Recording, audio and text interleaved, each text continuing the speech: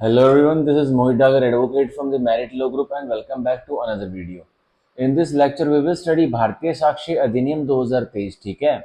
इससे पहले वाले लेक्चर्स में, इससे पहले वाली वीडियोस में हमने फ्रॉम सेक्शन 1 टू सेक्शन 123 पूरे कर लिए हैं, ठीक है, अच्छे तरह से पढ़ लिए हैं, इंटरप्रिटेशन उनकी समझ ली है, ठीक है।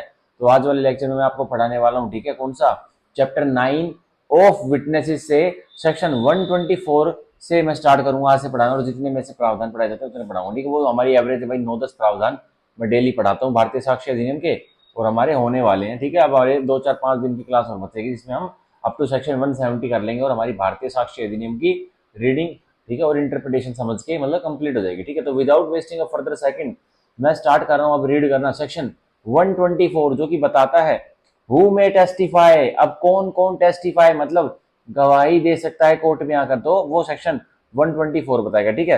तो जो हमारा सेक्शन 124 है, इससे ही हमारा चैप्टर 9 जो हमारे पार्ट 3 जो हमारे भारतीय साक्ष्य अधिनियम का है, उसका जो चैप्टर 9 है ऑफ विटनेसेस, वो स्टार्ट हो जाता है। और कहां से कहां तक है ये, सेक्शन 124 से लेके सेक्शन 139 तक है, ठीक है। तो हम ये पढ़ेंगे, ठीक है। तो एक दिन में तो नहीं हो पाएगा, हम 2 दिन में चैप्टर 9 को पढ़ लेंगे। अब देखिए सेक्शन 124 हु मे टेस्टिफाई, तो कौन कौन टेस्टिफाई कर सकता है वो बता रहा है सेक्शन 124 में। अब तो देखिए all person shall be competent to testify, तो कानून तो कहता है कि भाई सभी के सभी व्यक्ति क्या है, सक्षम है कि वो टेस्टिफाई कर सकते हैं, वो गवाही दे सकते हैं, अनलेस, अब एक्सेप्शन आ गई, अगर अब एक व्यक्ति इसमें फॉल कर जाएगा तो वो क्या कर सकता है, वो टेस्टिफाई नहीं कर सकता। The court consider they are prevented from understanding the questions put to them, तो एक्सेप्शन क्या है, कोर्ट यह समझता है, अदालत यह समझता है कि ये व्यक्ति, अदालत यह समझता है कि ये व्यक्ति जो कि टेस्टिफाई करने वाला है, ये प्रिवेंटेड है, इसको रोका गया है। रोका किसकी वजह से गया है, from understanding the questions put to them, कि जो इसके सामने क्वेश्चंस रखे जा रहे हैं, प्रश्न रखे जा रहे हैं, ये व्यक्ति जो टेस्टिफाई करना चाह रहा है, विटनेस के रूप में गवाही देना चाह रहा है, ये व्यक्ति अंडरस्टैंड समझ नहीं सकता इन क्वेश्चंस को, ठीक है। तो अब देखिए, अब एक व्यक्ति क्वेश्चंस को ही नहीं समझ पाएगा तो टेस्टिफाई कैसे करेगा, वो अपनी कभी गवाही दे ही नहीं सकता, ठीक है। अगर टेस्टिफाई उसने नहीं कर पाया, अगर टेस्टिफाई मान के चलो हो भी गया, तो क्रॉस एग्जामिनेशन वो कैसे जवाब देगा, जब अक्यूज का वकील उससे क्रॉस करेगा तो नहीं हो पाएगा। अब देखिए, और from giving rational answers to those questions, या फिर एक व्यक्ति को क्वेश्चन तो समझ में आ रहे पर उनका रेशनल आंसर मतलब लॉजिक भरा आंसर वो नहीं दे पा रहा, ठीक है, फिर विफल हो जा रहा है। तो अब देखिए क्या होगा, बाय टेंडर ईयर्स, ठीक है, या तो एक व्यक्ति जो टेस्टिफाई करने वाला है वो टेंडर ईयर्स का, बहुत छोटी उम्र का नादान बालक है, तो वो भी टेस्टिफाई नहीं कर सकता, ठीक है। एक्सट्रीम ओल्ड एज, या तो बहुत बूढ़ा एक व्यक्ति है, वो भी टेस्टिफाई नहीं कर सकता कोर्ट में, ठीक है। डिजीज, एक व्यक्ति को गंभीर बीमारी लगी हुई है, ठीक है, वो बीमारी से ग्रसित है, तभी वो टेस्टिफाई नहीं कर सकता कोर्ट में, ठीक है। वेदर ऑफ बॉडी और माइंड, अब जो डिजीज है वो शारीरिक है या फिर मानसिक है, वो भी हो सकती है, ठीक है। Or may other cause of the same kind, या फिर or may or any other cause of the same kind, या फिर और कोई अन्य कारण है इसी तरह के, तो वो व्यक्ति अब सक्षम नहीं है कि वो कोर्ट में गवाही टेस्टिफाई नहीं कर सकता, वो असक्षम है, ठीक है। तो हमारा ये था सेक्शन 124 की बॉडी, जिसमें बताया कि कौन कौन व्यक्ति टेस्टिफाई कर सकते हैं। तो जनरल रूल तो हमारा लेजिस्लेचर हमें बता रहे कि सभी के सभी व्यक्ति कोर्ट में टेस्टिफाई, अपनी गवाही, अपने बयान दे सकते हैं, ठीक है, टेस्टिफाई कर सकते हैं, ठीक है, ऑन एविडेंस दे सकते हैं, वो एविडेंस दे सकते हैं, अपनी गवाही दे सकते हैं। पर अब कौन से व्यक्ति नहीं दे सकते, जिनको की प्रिवेंटेड, जिनको की रोका जा रहा है, किसकी वजह से, कि वो उनको क्वेश्चन ही समझ में नहीं आ रहा है। अब जो कि बहुत टेंडर ईयर्स के मतलब छोटे नादान बालक हैं, उनको भी वही क्वेश्चन समझ में नहीं आ रहा है। वो व्यक्ति जो कि एक्सट्रीम ओल्ड एज के बूढ़े हैं, वो उनको भी वही टेस्टिफाई करने की मंजूरी नहीं मिलती है, ठीक है। अब वो व्यक्ति जिसको क्वेश्चन तो समझ में आ रहा है, और उसको आंसर कैसे देना है, रेशनल जजमेंट, ठीक है, एक रेशनल आंसर, एक उत्तर जो कि रेशनल है, लॉजिक भरा है, वो कैसे देना उस प्रश्न का, वो भी उसको नहीं करना आ रहा है, तो वो टेस्टिफाई नहीं कर सकता ऑनरेबल कोर्ट में, ठीक है। तो ये था हमारा सेक्शन 124, ठीक है। तो इसमें आप वो ओनली मार्क कर लीजिए, आर प्रिवेंटेड को मार्क कर लीजिए, ठीक है, अंडरस्टैंडिंग द क्वेश्चन को मार्क कर लीजिए, और गिविंग द रेशनल आंसर को, ठीक है, by tender years, extreme old age को, डिजीज को, ठीक है, और any other cause of the same kind, इसको मार्क कर लीजिए, ठीक है। तो ये था हमारा सेक्शन 124।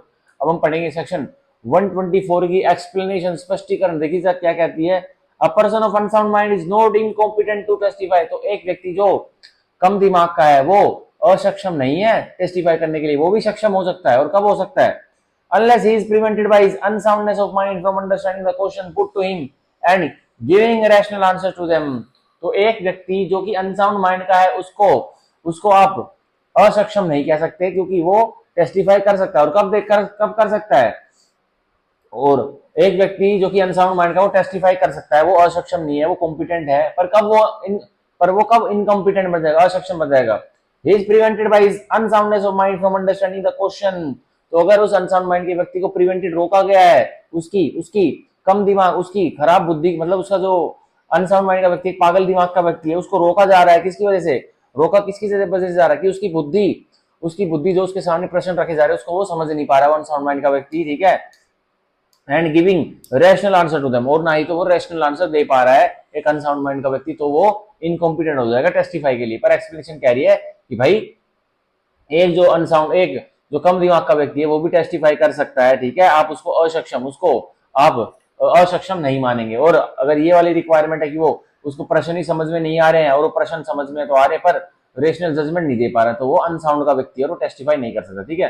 तो ये था हमारी सेक्शन 124 की एक्सप्लेनेशन, ठीक है, जो कि जनरल रूल बताती है कि अनसाउंड माइंड का व्यक्ति टेस्टिफाई कर सकता है, पर अनलेस के बाद एक्सेप्शन स्टार्ट हो गई है, जो कि बताता है कि भाई अगर ये इस केस में एक व्यक्ति का केस फॉल कर जाएगा, अनसाउंड माइंड का व्यक्ति का, कि वो क्वेश्चंस को अंडरस्टैंड नहीं कर पा रहा है और ना ही तो उनके रैशनल आंसर्स दे पा रहा है, तो वो इनकॉम्पिटेंट है, वो टेस्टिफाई नहीं कर सकता, ठीक है। तो ये था हमारा सेक्शन 124। अब हम पढ़ेंगे सेक्शन 125 ऑफ द भारतीय साक्ष्य अधिनियम, जो कि बताता है witness unable to communicate verbally. अब वो वाले गवाह जो कि कम्युनिकेट, वार्तालाप नहीं कर सकते और मौखिक रूप से, ठीक है। तो उन वाले गवाहों की गवाही कैसे होगी? देखिए सेक्शन 125 की body, a witness who is unable to speak may give his evidence in any other manner in which he can make it intelligible।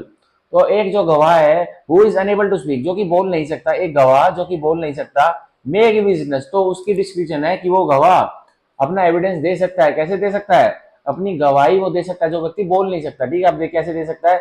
In any other manner in which he can make it intelligible, और किसी तरीके से वो जो गवाह है, जो गवाही देने वाला है, वो बोल नहीं सकता। अगर कोई और अन्य तरीका है जिसके कारणवश उस गवाह को जो बोल नहीं सकता वो अपनी गवाही देना चाहता है, तो और कोई तरीका है, और जो जिस तरीके में वो गवाह जो कम्युनिकेट नहीं कर पा रहा वर्बली, वो गवाह इंटेलिजिबल समझता है, मतलब ऐसा समझता है कि मैं ऐसे अपने कोई ये वाला मैनर अपना के कोर्ट को सारी बातें बता दूंगा, मैं कोर्ट को अपनी गवाही समझा पाऊंगा, तो वो उस वे में बता देगा, ठीक है। अब देखिए एज बाय राइटिंग और बाय साइंस।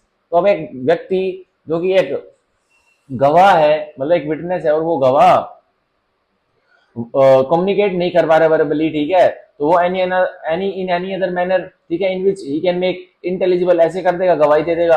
और इंटेलिजिबल के दो काइंड्स बता रहा है कि भाई राइटिंग से, ठीक है, लिखित रूप में एक व्यक्ति अपनी गवाही दे सकता है, जो व्यक्ति बोल नहीं सकता वो लिखित करके दे सकता है। और बाय साइंस, या फिर अगर एक व्यक्ति ना तो बोल सकता और ना तो लिख सकता, तो वो अपने इशारों के द्वारा भी, ठीक है, इशारों के द्वारा, जो ये लिप रीडिंग होती है तो ये उसकी हो जाएगी, ठीक है, इशारों के द्वारा भी क्या कर सकता है? वो अपनी गवाही दे सकता है। और देखिए बट सच राइटिंग में भी written and the science made in the open court.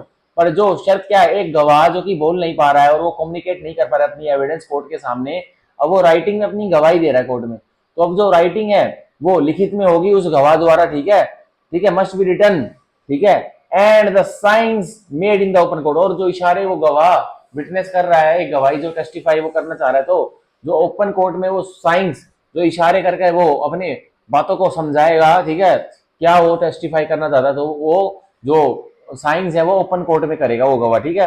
देखिए and evidence so given shall be deemed to be oral evidence. अब एक गवाह ने जो गवाही दी है वो ओरल एविडेंस कराई जाएगी। अब एक गवाह ने जो कि वर्बली कम्युनिकेट नहीं कर पाता, मतलब मौखिक रूप से उसकी ध्वनि नहीं निकलती, या फिर वो क्या है, वो भाई वो मान के चलिए वो डम है, ठीक है, मतलब डम तो नहीं कह सकते, वो पहले तो डम ही लिखा हुआ था हमारे इंडियन एविडेंस एक्ट में, और उसको भी बदल दिया था इसी के जो witness unable to communicate verbally, इसी हेडिंग से बदला गया था।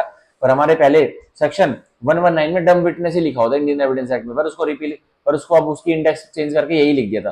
तो हमारे भारतीय साक्ष्य अधिनियम में ये लिखा हुआ है। पर ये कह रहा है कोई जो व्यक्ति कोर्ट में टेस्टिफाई करने आया, गवाही देने आया, पर वो व्यक्ति बोल नहीं सकता, तो व्यक्ति लिखित रूप में अपनी गवाही दे देगा, ठीक है, ठीक है। अगर वो व्यक्ति लिख भी नहीं सकता तो वो व्यक्ति क्या करेगा? इशारों से अपनी गवाही दे देगा। पर अब ये दोनों गवाही, जो लिखित रूप में और जो इशारों के द्वारा एक ऐसे गवाह ने टेस्टिफाई करी जो कि गवाह बोल नहीं सकता, तो उसकी गवाही को क्या माना जाएगा?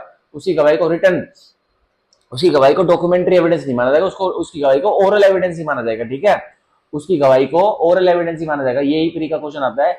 ये एक व्यक्ति जो बोल नहीं सकता और वो व्यक्ति कोर्ट में गवाही देने आता है, वो व्यक्ति इशारों के द्वारा गवाही दे भी देता है, तो उसकी गवाही क्या होगी, मौखिक होगी या लिखित होगी? तो भाई मौखिक होगी, ओरल एविडेंस कहलाया जाएगा। ठीक है, तो ये था हमारा सेक्शन 125 का पैरा 1। ठीक है, बॉडी जो मैंने पढ़ाई, तो इसमें हम मार्क कर लेते राइटिंग और बाय साइंस मार्क कर लेते। ठीक है, but such writing must be written and, तो plus the science made in the open court intelligible. ठीक है, ये भी आप कर लेते हैं। तो ये था हमारा सेक्शन 125 का पैरा 1। अब पढ़ेंगे पैरा 2, सॉरी सेक्शन 125 की बॉडी का प्रोवाइजो। तो कहता है provided the witness is unable to communicate verbally. तो बताया गया है जहां एक गवाह विटनेस क्या कर रहा है, बोल नहीं पा रहा है। ठीक है, अनेबल टू कम्युनिकेट वर्बली मतलब मौखिक रूप से वो कम्युनिकेट वार्तालाप नहीं कर पा रहा है एक गवाह। ठीक है, कोर्ट में the court shall take the assistant of an interpreter or special advocate in recording the statement. तो अब कोर्ट जो अदालत है जिसके पास वो गवाह है जो कि बोल नहीं सकता, अब कोर्ट किसकी मदद ले लेगी, असिस्टेंस ले लेगी एक इंटरप्रेटर की। ठीक है, और स्पेशल एडवोकेटर की इन रिकॉर्डिंग द स्टेटमेंट, वह कथन रिकॉर्ड करवाने में। ठीक है, answer statement shall be videograph. तो अब जो गवाह है जो बोल नहीं सकता और उस गवाह जो वो गवाह साइंस करके इशारे कर कोई अब अपनी गवाही लिखवा रहा है, टेस्टिफाई करवा रहा है, तो अब उसकी गवाही को वीडियोग्राफ भी होगा और कोर्ट असिस्टेंस ले लेगी इंटरप्रेटर की और किसकी स्पेशल एडवोकेटर की, उस व्यक्ति की जो व्यक्ति बोल नहीं पा रहा है वो टेस्टिफाई करने आए कोर्ट में, उसकी गवाही रिकॉर्ड करने में। ठीक है, तो ये था हमारा सेक्शन 125 जो कि इंपॉर्टेंट सेक्शन है, इससे क्वेश्चन बन जाता है। ठीक है, और वो क्या क्वेश्चन है वो मैंने आपको बता ही दिया। अब हम पढ़ेंगे सेक्शन 126 जो कि बताता है competency of husband and wife as witnesses in certain cases. तो क्या सक्षमता है एक पति की और उस पति के पत्नी की, ठीक है, एज विटनेसेस कि वो गवाह के रूप में आ सकते हैं क्या इन सर्टेन केसेस, विभिन्न मुकदमों में। ठीक है, तो सेक्शन 126 की बॉडी हम पढ़ते देखिए। In all civil proceedings the party to the suit. तो हर एक सिविल प्रोसीडिंग में, हर एक सिविल प्रक्रिया में, ठीक है, the parties to the suit जो पार्टीज है तो दल है एक दीवानी मुकदमे के, and the husband or wife of any party. और अब जो हस्बैंड और वाइफ है किसी भी पार्टी के, अब एक सिविल सूट में दो पार्टी है, अब उन दो पार्टी के कोई एक पार्टी का या तो हस्बैंड या फिर दूसरी पार्टी का हस्बैंड और वाइफ। ठीक है, तो देखिए to the suit shall be competent witness. तो कॉम्पिटेंट सक्षम विटनेस रहेंगे। ठीक है, तो मान के चलिए एक सूट चल रहा है, एक सिविल सूट चल रहा है मनी रिकवरी का। ठीक है, मैंने सूट चला रखा है मिस्टर एक्स के ऊपर, तो अब जो मैंने मोहित वर्सेस एक्स के ऊपर जो मैंने मनी रिकवरी का मिस्टर एक्स से मैंने पैसे लेने हैं वो मैंने सूट चला रखा है। तो इस केस में जो मेरी वाइफ है उसको मैं गवाह के रूप में कॉम्पिटेंट विटनेस के रूप में कोर्ट में ला सकता हूँ और मेरी वाइफ उसमें सूट में सिविल सूट में गवाही दे सकती है। ठीक है, टेस्टिफाई कर सकती है। ठीक है, और ऐसे ही जो मिस्टर एक्स है वो अपनी वाइफ को कोर्ट में लेके आ सकता है और उसकी अपनी वाइफ की गवाही करवा सकता है। तो मतलब पार्टीज जो सूट की हैं वो अपनी पति पत्नी को, ठीक है, पति पत्नी को कोर्ट में कॉम्पिटेंट विटनेस की तरह लेके आ सकती है और उनकी टेस्टिमनी दिला सकती है। ठीक है, तो ये था हमारा सेक्शन 126 का सब सेक्शन 1। हम पढ़ेंगे सब सेक्शन 2। देखिए इन अ क्रिमिनल प्रोसीडिंग।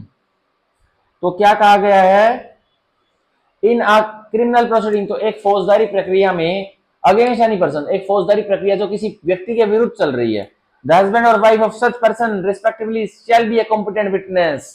तो क्या कहा गया है, in criminal proceeding against any person, एक फौजदारी प्रक्रिया, एक क्रिमिनल केस चल रहा है किसी व्यक्ति के विरुद्ध। ठीक है, तो किसने चला रखा है, ऑब्वियसली स्टेट ने चला रखा है, प्राइवेट कंप्लेंट है तो कंप्लेनेंट ने चला रखा है। अब देखिए the husband or wife of such person, तो अब जिस व्यक्ति के विरुद्ध मतलब जो अक्यूज्ड है जिसके विरुद्ध क्रिमिनल प्रोसीडिंग चलाई हुई है तो उसके बारे में बता रखा है the husband of wife of such person, जो पति है और या फिर जो पत्नी है उस व्यक्ति की जिसके ऊपर मुकदमा चला रखा है। ठीक है, ऑफ सच पर्सन मतलब अक्यूज्ड। ठीक है, आप लिख भी लीजिए। और देखिए रिस्पेक्टिवली, ठीक है, शैल बी कॉम्पिटेंट विटनेस। तो जो एक क्रिमिनल प्रोसीडिंग में एक अक्यूज्ड को मतलब ट्राई किया जा रहा है, अब उस क्रिमिनल प्रोसीडिंग में अक्यूज्ड के विरुद्ध, ठीक है, उसके मतलब एक क्रिमिनल प्रोसीडिंग चलाई हुई है एक अक्यूज्ड के विरुद्ध, एक पर्सन के विरुद्ध, तो उस पर्सन की हस्बैंड और वाइफ है ना, तो उस क्रिमिनल प्रोसीडिंग में क्या होगी, वो भी कॉम्पिटेंट विटनेस होगी। तो क्या होगी, वो कॉम्पिटेंट विटनेस होगी। या तो कॉम्पिटेंट विटनेस वो अपने हस्बैंड के फेवर में गवाही देने आएगी या फिर अपने हस्बैंड के अगेंस्ट में गवाही देने आएगी। अगर उससे नहीं बनती तो ठीक है, तो इसमें बहुत सारे एंगल्स निकल के आते हैं कि भाई एक क्रिमिनल प्रोसीडिंग चल रही है किसी के पति के ऊपर, अब उसकी पत्नी कोर्ट में आ जाती है, प्रोसिक्यूशन ही लिया था उसकी पत्नी को कोर्ट में, ठीक है, और उसकी पत्नी से टेस्टिफाई करवाता है। प्रोसिक्यूशन क्या करवाता है, उसकी पत्नी कोर्ट में कहती है सर मैं इसकी पत्नी हूँ इस अक्यूज की, और हम दोनों की शादी फलाने साल में हुई थी और ये 1 साल के बाद ही डेली डेली दारू पी कर आता और डेली कहता कि आज मैं उसको मर्डर कराया और आज मैं उसको मर्डर कराया। तो अब ये क्या हुआ, अब उस अक्यूज की वाइफ उसमें प्रोसिक्यूशन के लिए कॉम्पिटेंट विटनेस बन गई, ठीक है। तो ये भी हो सकता है, ठीक है। और दूसरा एंगल क्या निकल सकता है कि भाई एक एक किसी किसी व्यक्ति की वाइफ के ऊपर कोई क्रिमिनल प्रोसीडिंग चल रही है, अब तो जो उसका हस्बैंड है वो डिफेंस के रूप में भी क्रिमिनल क्रिमिनल मतलब कॉम्पिटेंट विटनेस बन के आ सकता है, अपनी वाइफ के फेवर में डिफेंस मतलब कुछ डिफेंस की एविडेंस दे सकता है, ठीक है। तो ये था हमारा सेक्शन 126। तो सब सेक्शन 1 में तो सिविल प्रोसीडिंग्स की बात हो रही थी और सब सेक्शन 2 में क्रिमिनल प्रोसीडिंग की बात हो रही थी, ठीक है। तो जो सिविल प्रोसीडिंग है, जो सब सेक्शन सेक्शन 126 का सब सेक्शन 1 में जो सिविल प्रोसीडिंग की बात हो रही थी, तो उसमें जो पार्टीज थी सिविल प्रोसीडिंग के, ठीक है, उन पार्टीज के husband or wife competent witness बन रहे थे कोर्ट में, ठीक है, ठीक है। तो ये हमारा हुआ सेक्शन 126 जो कि इंपॉर्टेंट है, आ सकते हैं इससे क्वेश्चन, ठीक है। अब हम पढ़ेंगे सेक्शन 127 जो कि बात बताता है किसकी, जजेस एंड मैजिस्ट्रेट्स की। तो जो जज साहब होते हैं, हाई कोर्ट के जज साहब, ठीक है, सुप्रीम कोर्ट के जज साहब, ठीक है, कोर्ट ऑफ सेशंस, ठीक है, या फिर कौन से यही जजेस होते हैं। और अब मैजिस्ट्रेट्स कौन से होते हैं, judicial magistrate first class, judicial magistrate second class, ठीक है, चीफ जुडिशियल मैजिस्ट्रेट, अब उनके बारे में बात हो रही है। अब देखिए, तो सेक्शन 127 में जजेस एंड मैजिस्ट्रेट के बारे में बात हो रहा है। अब देखिए, नो जज और मैजिस्ट्रेट शैल, तो किसी भी जज को और ना ही तो किसी भी मैजिस्ट्रेट को शैल मैंडेटरी, क्या देखिए, except upon the special order of some court to which he is subordinate. Exception क्या है, एक्सेप्शन क्या है कि अब एक जज को और मैजिस्ट्रेट को करवाया भी जा सकता है क्या, अगर एक स्पेशल ऑर्डर आ गया है, स्पेशल कोर्ट ऑर्डर आ गया है एक किसी अदालत का, जिस अदालत का वो जज और मैजिस्ट्रेट सबऑर्डिनेट है, मतलब एक जज और मैजिस्ट्रेट से कुछ पूछा जाना है, ठीक है, पर उसको सेक्शन 127 की प्रोटेक्शन है भाई, उससे कोई पूछ नहीं सकता कि उसकी कोर्ट में उसने क्या नोटिस किया। और अगर स्पेशल ऑर्डर उसके हायर कोर्ट से आ गया, ठीक है, तो वो उसको बताना पड़ेगा, मतलब वो सबऑर्डिनेट हो गया। अब भाई एक स्पेशल ऑर्डर उसके अपर कोर्ट से आ गया कि भाई तुमने, जब तुम एज अ जज इस कोर्ट में बैठे थे तो तुमने क्या नोटिस किया वो हमें बताओ, तो हायर कोर्ट पूछ सकता है अगर स्पेशल ऑर्डर दिया है तो, ठीक है। पर एक जुडिशियल मैजिस्ट्रेट फर्स्ट क्लास की कोर्ट चल रही है, उसके तहत वो एक मतलब ट्रायल कर रहा है क्रिमिनल केस की, अब आके विटनेस रोने लग जाता है। तो अब जो जुडिशियल मैजिस्ट्रेट, एक और जो जुडिशियल मैजिस्ट्रेट फर्स्ट क्लास है तो उसके साइड वाली कोर्ट का, तो वो उससे पूछ नहीं सकता कि भाई ये क्या हुआ था तुम्हारी कोर्ट में, वो विटनेस क्यों रोने लग गया था।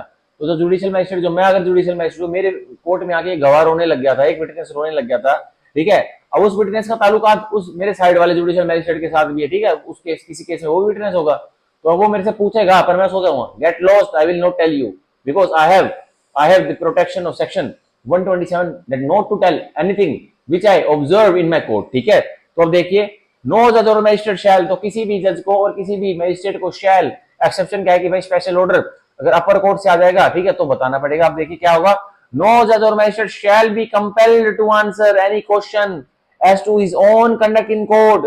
तो अब किसी भी जज को ना ही तो किसी भी मैजिस्ट्रेट को, ठीक है, विवश किया जाएगा और क्या करने के लिए, टू आंसर एनी क्वेश्चन, की वो जवाब दे किसी प्रश्न का, ठीक है, as to his own conduct, और किसके बारे में, कि जज और मैजिस्ट्रेट का अपने ही कोर्ट में, ठीक है, अपने ही कोर्ट में कैसा व्यवहार था। अब देखिए इन कोर्ट, ठीक है, एज सच जज और मैजिस्ट्रेट, उस जज और मैजिस्ट्रेट की तरह काम करते हो, ठीक है, एक्टिंग करते हो। अब देखिए, और as to anything which came to his knowledge in court as such जज और मैजिस्ट्रेट, और ना ही तो विवश किया जाएगा एक जज को और मैजिस्ट्रेट को दूसरे किसी व्यक्ति द्वारा, दूसरे किसी जज और मैजिस्ट्रेट द्वारा, कि क्या तुम्हारी नॉलेज में, ज्ञान में आया, ठीक है, कोर्ट में जो कुछ भी हुआ था, एनीथिंग हुआ था, ठीक है, anything which came to his knowledge.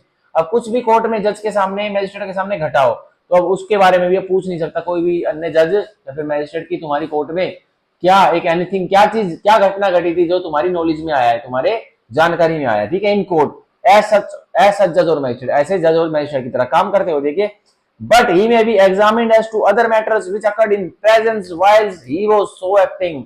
पर जो ये बट के आगे जो लाइन है ना, but he may B examine, तो अब एक जज और मैजिस्ट्रेट को एग्जामिन, उसको एग्जामिनर इन चीफ, उसकी परीक्षा ली जा सकती है अगर कि उसके अदर मैटर्स के बारे में कोई और मुद्दे हैं, ठीक है, विच अकर्ड इन हिज प्रेजेंस, जो मुद्दे उसकी प्रेजेंस में, जज की हाजिरी में अकर्ड हुए हैं, ठीक है, while he was so acting, जैसे वो जज एक्टिंग कर रहा था, ठीक है। तो अब जो हमारा सेक्शन 127 का लेटर पार्ट है, इसी से क्वेश्चन बनते हैं, जो but he may be examined as to other matters, ठीक है, which occurred in his presence while he was such acting, so acting।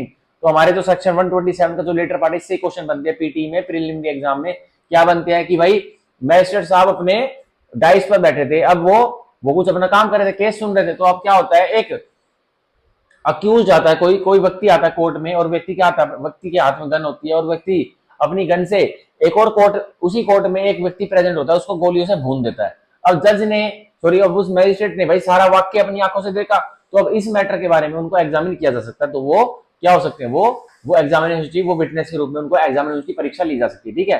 पर जो हमारे फॉर्मर पार्ट में जो बताया गया था कि भाई क्या बताया गया था, किसी भी जज को, ना ही तो किसी भी मैजिस्ट्रेट को विवश नहीं किया जाएगा, कि क्या किस चीज के लिए विवश नहीं किया जाएगा, कि भाई तुम एक प्रश्न का उत्तर दो, और वो प्रश्न क्या है कि तुम्हारा व्यवहार, ठीक है, उस जज और मजिस्ट्रेट की तरह कैसा था। मतलब तुम जज और मजिस्ट्रेट की तरह भाई एक्ट कर रहे थे कोर्ट में, और तुमने एक कोई मुकदमे के बारे में हियरिंग करी, और तुम्हारा फिर व्यवहार कैसा हो गया था, इसके बारे में कोई भी कंपेल करके उसको पूछ नहीं सकता, ठीक है। या फिर क्या होगा, or as to anything which came to his knowledge in court as such, और जज और मजिस्ट्रेट, या फिर और कुछ अन्य चीजें एक केस के बारे में जज और मजिस्ट्रेट को मतलब पता लगी, तो उसको भी कंपेल नहीं किया जा सकता किसी जज और मजिस्ट्रेट को कि बताओ भाई क्या तुम्हें पता लगा, ठीक है। परंतु अब कोई और कांड, कोई और घटनाएं, ठीक है, मुद्दे कोर्ट में हो जाते हैं, तब एक जज और मजिस्ट्रेट को कंपेल किया जा सकता, विवश किया जा सकता कि आप एग्जामिन हो, आपकी परीक्षा हम लेंगे, आप एग्जामिनेशन चीफ दीजिए, क्योंकि आप मजिस्ट्रेट की तरह जज में डाइस पर बैठे थे, एज ए मजिस्ट्रेट आप डाइस पर बैठे थे, और आपकी नॉलेज में, अब आपकी नॉलेज में क्या हुआ, आपके कोर्ट में आगे किसी व्यक्ति ने दूसरे व्यक्ति को आगे गोली मारी, तो आपने भी सारे घटनाक्रम आंखों से देखा, तो आपको अब एग्जामिनेशन मतलब परीक्षा आप विटनेस की तरह दे सकते हो, ठीक है। तब कंपेल किया जा सकता है कि भाई क्या हुआ था, आप बताइए, ठीक है। तो ये था हमारा सेक्शन 127, तो इसमें हम ओनली मार्क कर लेते हैं, ठीक है। नो जज और मजिस्ट्रेट को मार्क कर लेते हैं, कंपेल्ड को मार्क कर लेते हैं, ठीक है, ऑन कंडक्ट को मार्क कर लेते हैं, ठीक है, और को मार्क कर लेते हैं, और केम टू हिज नॉलेज को मार्क कर लेते हैं, ठीक है। और जो हमारे बट के बाद जो ये लेटर पार्ट है वो तो बहुत इंपॉर्टेंट है, उससे तो क्वेश्चन बनते हैं, ठीक है। अब देखिए सेक्शन 127 की हम इलस्ट्रेशन पढ़ते हैं, जो कि इंपॉर्टेंट है, ठीक है। और इससे पहले मैं पानी की सिप पी लेता हूँ एक।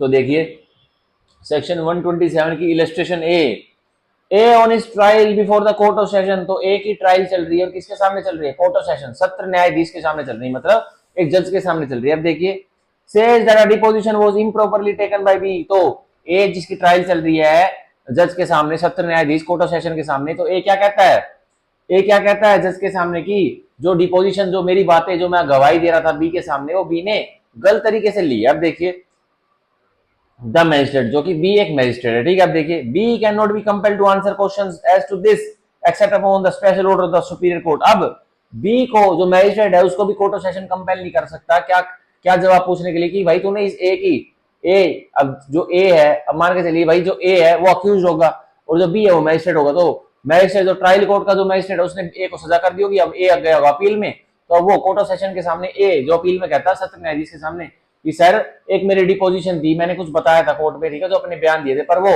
जो बी जो मैजिस्ट्रेट है उसने वो ढंग से नहीं लिए थे, ठीक है, इम्प्रॉपरली टेकन थे, मतलब गलत तरीके से लिए गए थे, ठीक है।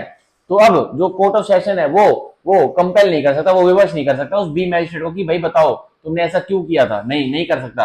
पर हाँ तब बी बताएगा जब जब कोई स्पेशल ऑर्डर सुपीरियर कोर्ट से आ जाएगा ना बी के पास, तब बी बता देगा ए को कोर्ट ऑफ सेशन की जी कोई इम्प्रॉपर मैंने एविडेंस, कोई इम्प्रॉपर तरीके से नहीं लिया है, झूठ बोल रहा है, ऐसी ऐसी बात थी, ये आपको बेकार है, ठीक है, तो हो सकता है, ठीक है। तो ये था हमारा इलस्ट्रेशन ए, ठीक है, तो ये था हमारा इलस्ट्रेशन ए। अब हम पढ़ेंगे इलस्ट्रेशन बी ऑफ सेक्शन 127, जो कि बताता है A is accused before the court of session of having given false evidence before B a magistrate। तो A दोषी है कि A ने क्या दोष किया है कि उसने झूठी गवाही दी है, और किसके सामने दी है, एक मैजिस्ट्रेट जो कि B है उसके सामने दी है। अब देखिए B can not be asked what A said, तो अब कोर्ट ऑफ सेशन जिसके सामने ट्रायल चल रही है कि जिसने झूठी गवाही दी थी, अब B के सामने उसकी झूठी गवाही दी थी, अब उसको उसकी ट्रायल चल रही है कोर्ट ऑफ सेशन में, ठीक है। तो अब देखिए B can not be asked what A said, तो अब A जो अब कोर्ट ऑफ सेशन एक सत्र न्यायाधीश है, वो जो बी जब मैजिस्ट्रेट है उसको विवश नहीं कर सकता, उससे यह नहीं पूछ सकता कि जो ए जिसको की झूठी गवाही में मैं ट्राई कर रहा हूं उसने तुमसे क्या कहा था और उसने क्या झूठी गवाही दी, नहीं पूछा जा सकता। एक्सेप्ट कब पूछा जा सकता है, अपॉन द स्पेशल ऑर्डर का सुपीरियर कोर्ट, अगर जो बी द मैजिस्ट्रेट है उसके पास स्पेशल ऑर्डर को सुपीरियर कोर्ट के आगे, तो अब उसको विवश किया जा सकता है, उससे पूछा जा सकता है कि हाँ बताओ ए ने क्या झूठी गवाही दी थी, वो कोर्ट ऑफ सेशन को बताएगा फिर, ठीक है। तो ये था हमारा सेक्शन 127 की इलस्ट्रेशन बी, ठीक है, इससे क्वेश्चन बन जाते हैं, ठीक है। सॉरी, अब देखिए अब हम पढ़ेंगे इलस्ट्रेशन सी, जो कि बताती है A is accused before the court of session of attempting to murder a police officer while on his trial before B, a session judge. तो अब A एक दोषी है और A ने क्या दोष किया है कि A ने मर्डर करने की, हत्या करने की कोशिश की थी एक पुलिस कर्मी को, और कहां की थी, wise on the trial before be a session जज, और ए की जब ट्रायल बी जो सेशन जज है उसके कोर्ट में चल रही थी तब ए ने कोशिश की कि एक पुलिस कर्मी को मौत के घाट उतारने की। तो अब देखिए बी में भी examine as to what occurred, तो अब बी को एग्जामिन किया जा सकता है जज साहब जो कोर्ट ऑफ सेशन जो थे जो कि ट्राई कर रहे थे एक ही एक केस में, ठीक है। अब बी को एग्जामिन किया जा सकता है, ठीक है। तो ये क्या कह रहा है कि जो एक अक्यूज था ए, उसकी ट्रायल चल रही है सेशन जज के सामने, कि उसकी ट्रायल क्या चल रही है कि इस ए ने, ये जो सेशन जज बी था उसकी कोर्ट में जब इसकी ट्रायल चल रही थी तो एक पुलिस कर्मी के ऊपर जानलेवा हमला किया, मतलब अटेम्प्ट टू मर्डर किया। तो अब जो सेशन जज करंट वाले जो ए का केस देख रहे हैं, ठीक है, अटेम्प्ट टू मर्डर वाला, कि उसने पुलिस कर्मी के ऊपर अटेम्प्ट टू मर्डर किया, तो अब जिस कोर्ट में जिस जज साहब के सामने अटेम्प्ट टू मर्डर पुलिस वाले का हुआ था ना, बी जो सेशन जज थे, उसको विटनेस की तरह, गवाह की तरह एग्जामिन किया जा सकता है, ठीक है। बी में भी examine as to what occurred, अब बी जो सेशन जज थे जिनकी कोर्ट में ए ने पुलिस कर्मी के ऊपर हमला कर दिया था, अब उन बी जज साहब को, सत्र न्यायाधीश को एग्जामिन किया जा सकता है, और क्या करने के लिए, क्या पूछने के लिए कि क्या घटना घटी थी। और ये कौन सा कोर्ट कर रहा है, ये जो सेशन जज, जो करंट वाले सेशन जज है, जो अब ट्रायल चला रहे हैं कि ए ने पुलिस कर्मी की जान लेने की कोशिश की थी, अटेम्प्ट टू मर्डर किया था, प्रयास किया था, तो उस वाली ट्रायल में, ठीक है। तो ये था हमारा सेक्शन 127 की इलस्ट्रेशन सी। तो इलस्ट्रेशन सी हमारी सीधी जो हमारा लेटर पार्ट है ना, but he may be examined as to other matters which occurred in his presence while he was so acting, तो इसके ऊपर जुड़ा हुआ है, ठीक है। तो आप इसको सीधा आप इसको इलेक्शन सी के साथ मार्क कर सकते हैं, ठीक है। तो ये था हमारा सेक्शन 127 जो कि हमने अच्छी तरह से पढ़ा। अब हम पढ़ेंगे सेक्शन 128 जो कि बताता है कम्युनिकेशन ड्यूरिंग मैरिज। तो अब यहां से प्रिविलेज कम्युनिकेशन के, ठीक है, प्रिविलेज कम्युनिकेशन के रूल्स आ जाते हैं फ्रॉम सेक्शन 128, ठीक है, 129, 130, ठीक है, 131, 132, ठीक है। और देखिए आगे 132, 133, ठीक है, 134, ठीक है, 134 तक प्रिविलेज कम्युनिकेशन के रूल्स आ जाते हैं, ठीक है। तो अब हम पढ़ेंगे, एक सेकंड रुकिए, 135 तक रूल आ जाते हैं प्रिविलेज कम्युनिकेशन के, ठीक है। तो आप लिख सकते हैं 128 टू 135, ठीक है। अब हम पढ़ेंगे सेक्शन 128 ऑफ द भारतीय साक्ष्य अधिनियम जो कि बताता है कम्युनिकेशन ड्यूरिंग मैरिज। अब वार्तालाप, ठीक है, वार्तालाप हुआ है भाई, जिस मैरिज पति पत्नी है, अब पति कुछ कांड करके आ जाता है, पत्नी को बताता है, तो अब ये जो कम्युनिकेशन है ये प्रोटेक्टेड है। अब वो पत्नी को कोई भी कंपेल नहीं कर सकता कि आओ और कोर्ट में बताओ कि तुम्हारे पति ने कांड करने के बाद तुमसे क्या बताया था आगे, ओके।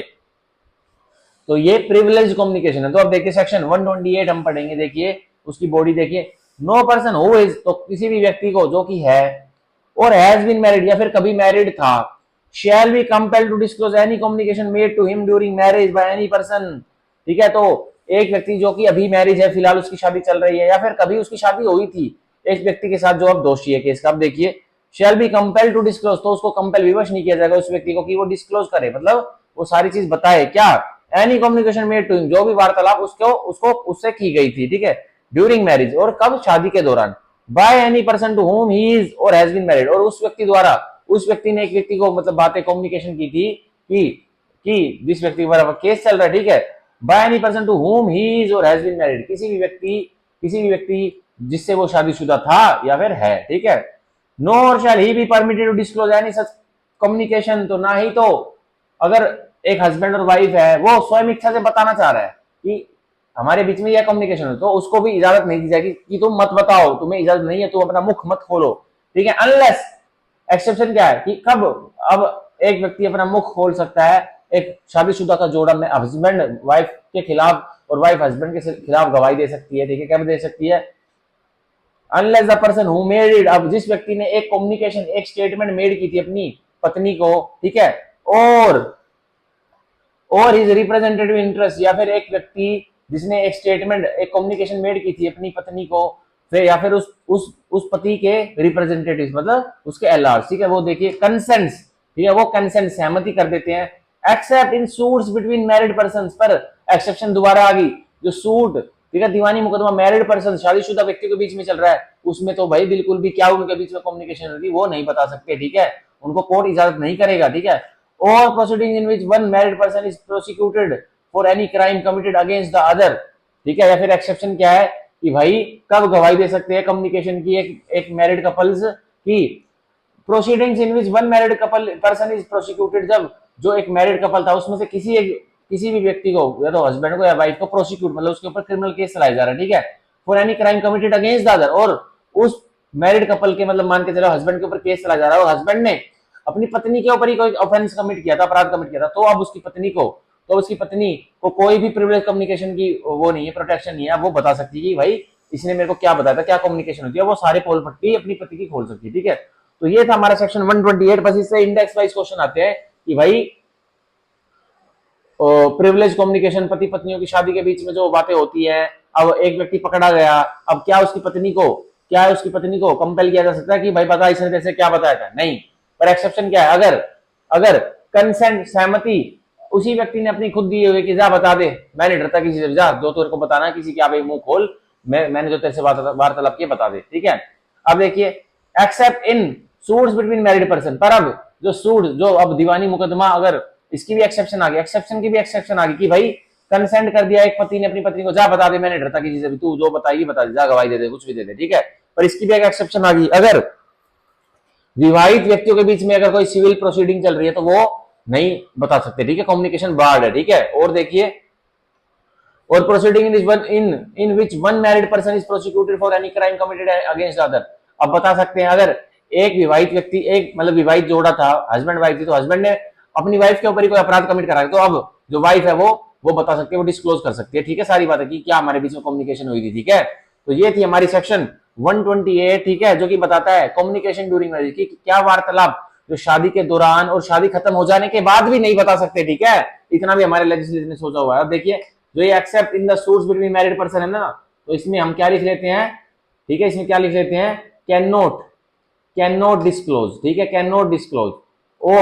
और कंसेंट्स, जो एक कंसेंट्स वाला वर्ड है, इसमें हम क्या लिख लेते हैं, कैन, ठीक है, कैन डिस्क्लोज, क्योंकि उसने कंसेंट दे दिया, उस व्यक्ति ने जो बता रहा है, जिसकी कम्युनिकेशन पहले तो छुपानी थी ना, प्रोटेक्शन मिली हुई थी सेक्शन 128 की, अब वही व्यक्ति क्या कह रहा है, कंसेंट दे रहा है, जा बता दे, मैं नहीं डरता किसी से भी, तू मेरी बात किसी को बता दे, जा मेरी फांसी तोड़ेगा कोई, ठीक है। तो अब उसकी बातें एक उसकी पत्नी, धर्मपत्नी बता सकती है कोर्ट में आके, ठीक है।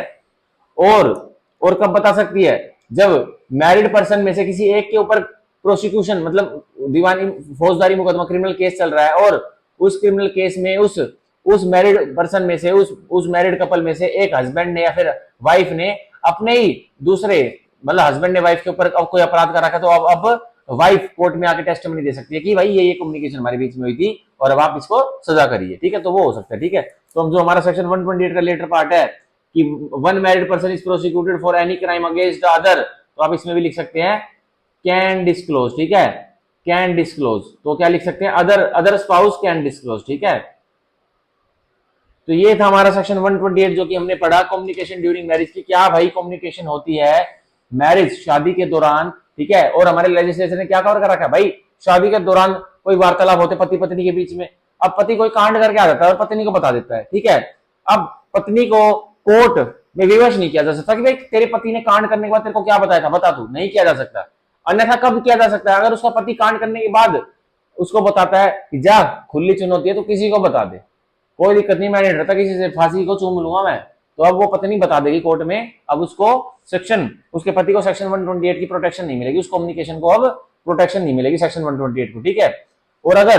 और कब नहीं बता सकती उसकी पत्नी, अगर मैरिड कपल्स के बीच में, ठीक है, जो मैरिड पर्सन है उनके बीच में कोई दीवानी मुकदमा चल रहा है, तो अब वो क्या कम्युनिकेशन हुई थी उनके बीच में उस मैटर इशू से रिलेटेड, तो वो भी नहीं बता सकती, ठीक है। या फिर कब बता सकते हैं, कब डिस्क्लोज कर सकते हैं स्पाउस एक दूसरे की बातें, जब एक स्पाउस ने दूसरे स्पाउस के ऊपर ही कोई अपराध कर रखा, ऑफेंस कर रखा, तो अब दूसरा स्पाउस उसके बारे में उसकी कम्युनिकेशन पूरी डिस्क्लोज कर सकता है कि इसने क्या क्या बातें बताई थी, ठीक है। तो ये था हमारा सेक्शन 128, तो हम इसमें मार्क कर लेंगे नो पर्सन, ठीक है, हु इज के ऊपर हम लिख लेंगे प्रेजेंटली मैरिड, ठीक है, प्रेजेंटली मैरिड मतलब फिलहाल उसकी शादी चल रही है, ठीक है, और हैज बीन मैरिड, या फिर ठीक है, या फिर पास्टली मैरिड, ठीक है, पास्टली मैरिड, तो दोनों केसेस को कवर कर रखा है कि भाई कोई नहीं बता सकता। शादी के दौरान जब एक व्यक्ति पति पत्नी के बीच में क्या बात हुई थी, तो उनकी शादी चल रही है उसके दौरान तो नहीं बता सकता, और शादी खत्म हो जाने के बाद भी नहीं बता सकता कोई भी स्पाउसेस अपनी जो मैरिज के दौरान उनकी बातें होती, ठीक है। कंपेल टू डिस्क्लोज, उनको विवश नहीं किया जाएगा कि वो बताएं। Any communication made to him, कोई भी कम्युनिकेशन जो एक स्पाउस ने दूसरे स्पाउस को करी थी ड्यूरिंग मैरिज, और कब करी थी, शादी के दौरान, by any person to whom he is or has been married, किसी भी व्यक्ति ने जिसके साथ एक स्पाउस की शादी हो रखी थी या फिर कभी हुई थी, ठीक है।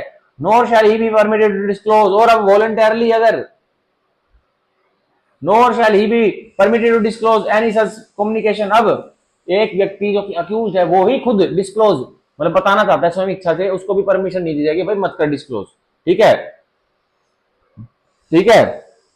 कंपेल भी नहीं किया जाएगा, और अगर एक स्पाउस स्वयं इच्छा से बताना नहीं चाहती है कोई कम्युनिकेशन, तो उसको भी इजाजत नहीं दी जाएगी कोर्ट के द्वारा कि अब बता दो, नहीं, वो बार्ड है, ठीक है, बार्ड बाय सेक्शन 128 है।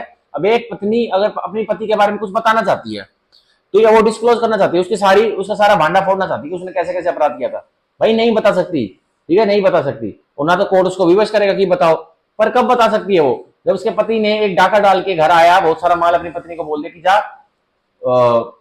अलमीरा में रख दे, 5 करोड़ रुपए हैं, डाका मार के आया तेरा यार, तो अब क्या होगा। और उसकी पत्नी कहती है कि ये तो मुझे बहुत गलत काम है, आप तो डाका मार के आए, ये वो, आप तो फंस जाओगे, ये। तो उसका पति कहता है अरे बहुत बड़ा रोबर हूं मैं, किसी कोई भी मेरे को फंसा नहीं सकता, और कोई फंसाएगा ना तो जा तू बता दियो, मेरी गवाही दे दियो, मैं किसी से नहीं डरता, मैं जेल से ही भाग जाऊंगा और दोबारा यही अपराध करूंगा, पर तू जा बता दियो, तू जा बता दियो, तू भी यहीं से भाग। तो अब उसने, उस चोर ने, उसके पति ने, चोर ने, रोबर ने खुद कंसेंट दिया ना कि जा बता दियो, तो अब पत्नी बताएगी। अब ये कम्युनिकेशन जो ये मैरिज कम्युनिकेशन है, मैरिड कम्युनिकेशन है, ये प्रोटेक्टेड नहीं है अंडर सेक्शन 128 ऑफ द भारतीय साक्ष्य अधिनियम, ठीक है, आपको आगे समझ में। तो ये था हमारा सेक्शन 128 ऑफ द भारतीय साक्ष्य अधिनियम। हम पढ़ेंगे सेक्शन 129 ऑफ द भारतीय साक्ष्य अधिनियम, ये बहुत इंपॉर्टेंट है, देखिए क्या कह रहा है, evidence as to affairs of state. अब क्या गवाही दी जा सकती है कि ये क्या अफेयर्स चल रहे हैं राज्य के, राष्ट्र के, ठीक है। तो अब देखिए, no one shall be permitted to give any evidence derived from unpublished official records. तो no one shall be permitted, तो किसी को भी परमिट, इजाजत नहीं दी जाएगी टू गिव एनी एविडेंस, की तुम कोई गवाही दो, किस चीज की, derived from unpublished official records, जो कि एक व्यक्ति ने जो वो गवाही देना चाहता है वो इंफॉर्मेशन कहां से कलेक्ट किया, सोर्स कहां से कलेक्ट किया, एक अनपब्लिश्ड, ठीक है, ऑफिशियल रिकॉर्ड, कोई ऑफिशियल रिकॉर्ड है सरकार का और वो अनपब्लिश्ड है, मतलब ऑफिशियल गैजेट वगैरह में सरकार ने उसे छापा नहीं, मतलब वो टॉप सीक्रेट मैटर है, और एक व्यक्ति उसके बारे में अब गवाही देना चाहता है कोर्ट में, तो अब उसको इजाजत नहीं मिलेगी कोर्ट के द्वारा कि भाई नहीं दे सकते, आपको ऊपर बार लगा हुआ सेक्शन 129 का। और देखिए, related to any affairs of the state, और वो अनपब्लिश्ड ऑफिशियल रिकॉर्ड किससे संदर्भ रखा है, सीधा सीधा वो संदर्भ रखा है सीधा सीधा अफेयर्स ऑफ स्टेट, भाई राष्ट्र के हितों के साथ, अफेयर्स के साथ, ठीक है, जिसमें राष्ट्र की एक्टिविटी चलती है, ठीक है, चाहे वो मिलिट्री से संबंधित है, फाइनेंशियल से संबंधित है, पॉलिटिकल से संबंधित है, ठीक है, तो उनके बारे में कोई व्यक्ति गवाही देना चाहता है, और वो गवाही का सोर्स वो कहां से लेकर है, कहां से पढ़ के आए, सारी चीजें अनपब्लिश्ड ऑफिशियल रिकॉर्ड से पढ़ के लेकर है, ठीक है, जो सीधा अनपब्लिश्ड ऑफिशियल रिकॉर्ड किससे संदर्भ रखा है, सीधा सीधा अफेयर्स ऑफ स्टेट से। तो अब देखिए, एक्सेप्ट, तो अब एक्सेप्शन है, कौन दे सकता है अनपब्लिश्ड ऑफिशियल रिकॉर्ड्स की गवाही भी, with the permission of the officer at the head of the department concern. अब जो head of the department concern है, जिसके वो अफेयर्स हैं, ठीक है, अब राष्ट्र में भाई बहुत सारे डिपार्टमेंट होते हैं, जैसे भाई मिनिस्ट्री, जो ये डिफेंस मिनिस्ट्री अलग है, फाइनेंस मिनिस्ट्री अलग है, ठीक है, हॉस्पिटल हेल्थ मिनिस्ट्री अलग है।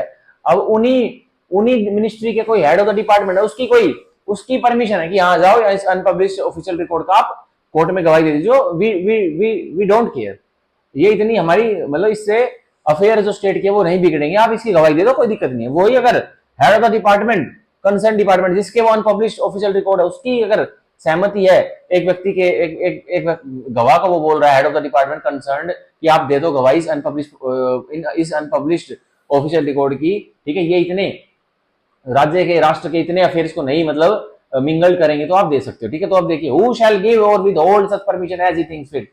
तो अब या तो वो जो ऑफिशियल है, अब जो ऑफिशियल है, कौन ऑफिशियल है, क्योंकि हेड ऑफ द डिपार्टमेंट है, या तो वो इजाजत दे देगा, परमिशन दे देगा कि हाँ अनपब्लिश्ड ऑफिशियल रिकॉर्ड की कोर्ट में आप गवाही दे दीजिए, ठीक है, गवाह, विटनेस, ठीक है, या फिर उसको परमिशन नहीं देगा, विद होल्ड कर लेगा, उसको रोक लेगा, ठीक है, डंडे बस्ते में डाल लेगा और कहेगा बाद में आना, बाद में बताऊंगा, पहले मैं इन अनपब्लिश्ड ऑफिशियल रिकॉर्ड्स को पढ़ लेता हूँ। तो उसको गवाह को बार बार घुमाता रहेगा, उसको अपने ठंडे बस्ते में डाल लेगा, ठंडे बोरे में डाल लेगा और उसको कभी परमिशन नहीं देगा कि तुम गवाही दो उसकी, इसकी अनपब्लिश ऑफिशियल रिकॉर्ड की, क्योंकि उससे स्टेट के, राष्ट्र के, ठीक है, राज बाहर आ सकते हैं। तो इसलिए कोर्ट इजाजत नहीं देगा उस व्यक्ति को एविडेंस देने के लिए कि जो कि एविडेंस देना चाहता है अनपब्लिश ऑफिशियल रिकॉर्ड का। अब भाई अगर सरकार को, मिनिस्ट्रीज को अगर बताना ही होता तो वो ऑफिशियल गैजेट में बता नहीं देते। अब टॉप सीक्रेट बातें हैं, इसीलिए उसको पब्लिश नहीं किया गया, ठीक है, वो अनपब्लिश है। तो अनपब्लिश जो कि कॉन्फिडेंशियल मैटर है, उसका कैसे एक कोर्ट इजाजत दे देगा कि उसकी गवाही दो? भाई नहीं दे सकते, ठीक है। अब अगर एक कोर्ट ने गवाही के लिए उसको खुद भी कह दिया, बोल दिया कि हाँ दे दो, अगर ये सेक्शन में नहीं लिखा होता कि गवाही देने के लिए उसको रोका जाएगा, अगर ये लिखा होता नहीं रोका जाएगा, तो भाई अब जो कोर्ट में जो कागजात लिखे जाते हैं वो तो भाई फिर पब्लिक डॉक्यूमेंट बन जाते हैं। कोई भी 1 रुपए की, मतलब 2 रुपए की टिकट लगाएगा और उसकी कॉपी ले लेगा, दुश्मनों को भेज देगा।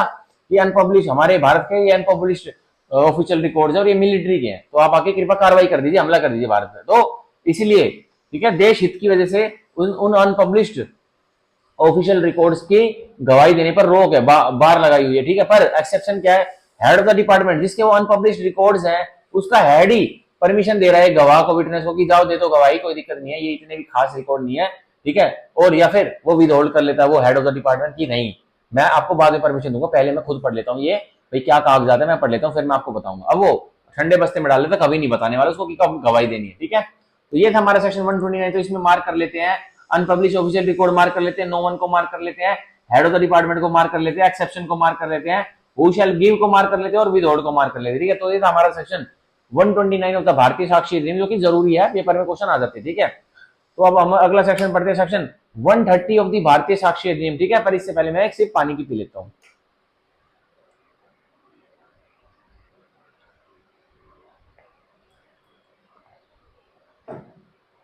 तो हम पढ़ेंगे सेक्शन, देखिए हम पढ़ेंगे अब सेक्शन 130 पढ़ेंगे, 131 पढ़ेंगे, ठीक है, और 132 पढ़ेंगे, ठीक है। तो हम सेक्शन पढ़ेंगे 130, 131 और 132। आज हम 3 प्रावधान और पढ़ेंगे, उसके बाद अपनी क्लास भारतीय साक्ष्य अधिनियम की खत्म हो जाएगी, ठीक है। मतलब खत्म तो नहीं होगी, आज की क्लास एंड हो जाएगी, ठीक है। तो देखिए सेक्शन 130, ऑफिशियल कम्युनिकेशंस। अब कम्युनिकेशंस, वार्तालाप कैसे हो रहे हैं? ऑफिशियल्स हो रहे हैं, ठीक है, मतलब क्या हो रहे हैं? कार्यालय से मतलब के वाले वार्तालाप हो रही है, ठीक है। अब देखिए section 130 body, no public officer shall be compelled to disclose communications made to him in official confidence.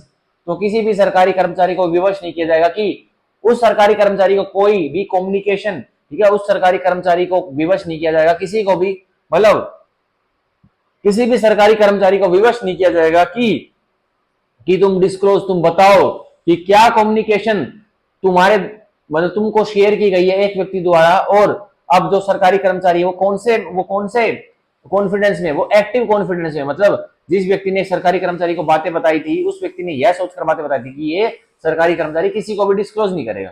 पर अब वो बातें कौन सी होनी चाहिए?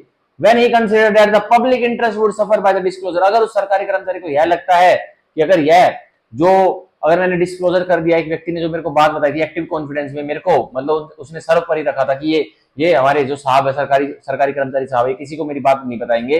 पर अब उनको विवश क्यों नहीं किया जा सकता? अगर उनकी राय में उन्हें यह लगता है कि ऐसे डिस्क्लोजर से पब्लिक इंटरेस्ट, जनता जनार्दन के हित सफर होंगे, नुकसान में आ जाएंगे, तो कोई भी उनको कंपेल नहीं कर सकता। बस वो ये बता देंगे कि भाई उनको एक कोर्ट, मान के चलो एक सरकारी कर्मचारी है, एक सरकारी कर्मचारी से कोई अदालत पूछ रहा है, क्या पूछ रहा है कि भाई एक व्यक्ति जो कि चंडीगढ़ में फाइनेंस कमीशन है, एक मान के चलो एक सरकारी कर्मचारी फाइनेंस कमिश्नर है, ठीक है, उनको एक कोर्ट में बुला ले जाता है। अब फाइनेंस कमिश्नर को कोई जानकारी पता है, और वो इतनी महत्वपूर्ण जानकारी है कि अगर वो बाहर आ गई ना देश में, तो जनता जनार्दन के हित बुरी तरह से अफेक्ट होंगे और नुकसान हो सकता है जनता जनार्दन को। तो अब जज साहब भी, मजिस्ट्रेट साहब भी उस फाइनेंस कमिश्नर को, एफसी साहब को कंपेल, विवश नहीं कर सकते कि वो जानकारी बताओ कोर्ट में, नहीं, उनको प्रोटेक्शन मिली है सेक्शन 130 की पूरी की। ऑफिशियल कम्युनिकेशन अगर एक सरकारी कर्मचारी को किसी दूसरे व्यक्ति ने की है, ठीक है, और एक दूसरे व्यक्ति ने क्या मान के की है कि सरकारी कर्मचारी मेरी बात किसी को नहीं बताएंगे, ये वार्तालाप जो हमारे बीच में हुई है ये किसी को नहीं बताएंगे, तो सरकारी कर्मचारी जिसको बात बताई गई है वो एक्टिव कॉन्फिडेंस में है, तो अब कोई भी उनको विवश नहीं कर सकता, ठीक है। और अगर उनकी राय में, ठीक है, when he considers that the public interest would suffer by the disclosure, अगर सरकारी कर्मचारी को विवश किया जाता है, अगर वो नहीं बता रहे तो अपना रीजन बता देंगे कि मैं यूं नहीं बता रहा, क्योंकि अगर मैं बता दूंगा, अपना मुख खोल दूंगा और मैं डिस्क्लोज कर दूंगा ये जानकारी जो मेरे को एक्टिव कॉन्फिडेंस में मिली है, तो जनता जनार्दन के हित इतनी बुरी तरह से अफेक्ट होंगे कि पूरे भारतवर्ष में भूचाल आ जाएगा, अफरा तफरी मच जाएगी। ठीक है, तो अब ऑफिशियल कम्युनिकेशंस के लिए किसी को भी सरकारी कर्मचारी को विवश नहीं कर सकता, ना ही तो कोई कोर्ट, ना ही तो कोई मैजिस्ट्रेट, ना ही तो कोई हाई कोर्ट, ना ही तो ऑनरेबल सुप्रीम कोर्ट भी। ठीक है, तो ये था हमारा सेक्शन 130 ऑफ दी भारतीय साक्ष्य अधिनियम, जो कि इंपॉर्टेंट है, तो आप इसमें मार्क कर लीजिए। नो पब्लिक ऑफिसर को मार्क कर लीजिए। पब्लिक ऑफिसर मतलब एक सरकारी अधिकारी। ठीक है, पब्लिक सर्वेंट नहीं लिखा हुआ इसमें, सरकारी कर्मचारी लिखा हुआ। ठीक है, पब्लिक ऑफिसर मतलब सरकारी अधिकारी, पब्लिक सर्वेंट भी नहीं लिखा हुआ, सरकारी नौकर भी नहीं लिखा हुआ, पब्लिक ऑफिसर एक सरकारी अधिकारी। ठीक है, कंपेल को मार्क कर लीजिए। ठीक है, डिस्क्लोज कम्युनिकेशन को मार्क कर लीजिए। इन ऑफिशियल कॉन्फिडेंस, सॉरी इसमें एक्टिव कॉन्फिडेंस नहीं है, ऑफिशियल कॉन्फिडेंस है। ये एक व्यक्ति एक पब्लिक ऑफिसर को कोई बात बता रहा है, पर अब वो क्या यकीन करके बता रहा है कि जो मैं इनको बात बता रहा हूँ पब्लिक ऑफिसर को, ये ऑफिशियल ऑफिशियल मतलब ऑफिशियल कॉन्फिडेंस में, मतलब ये बात बाहर नहीं जाएगी डिपार्टमेंट से। ठीक है, तो ये इसीलिए कंसिडर को मार्क कर लीजिए, पब्लिक इंटरेस्ट को मार्क कर लीजिए, सफर को मार्क कर लीजिए। ठीक है, तो ये था हमारा सेक्शन 130। इससे क्वेश्चंस बन जाते हैं कई बार। ठीक है, अब हम पढ़ेंगे सेक्शन 131 जो कि बताता है information as to commission of offences. अब खबर, जानकारी, एक अपराध घटा है तो उसकी खबर दी गई है, तो अब तो वो खबर कहां से मिली, तो वो भी कोई जज साहब, कोई भी किसी से पूछ नहीं सकता, मजिस्ट्रेट साहब से, पुलिस कर्मी से। अब देखिए सेक्शन 131 देखिए, no magistrate or police officer shall be compelled to say when he got any information as to the commission of any offence. तो किसी भी मैजिस्ट्रेट को और ना ही तो किसी पुलिस अधिकारी को विवश किया जाएगा। ठीक है, और क्या क्या क्या क्या पूछा जा रहा है उनसे, पुलिस ऑफिसर से और मैजिस्ट्रेट से, to say when he got any information as to commission of any offence.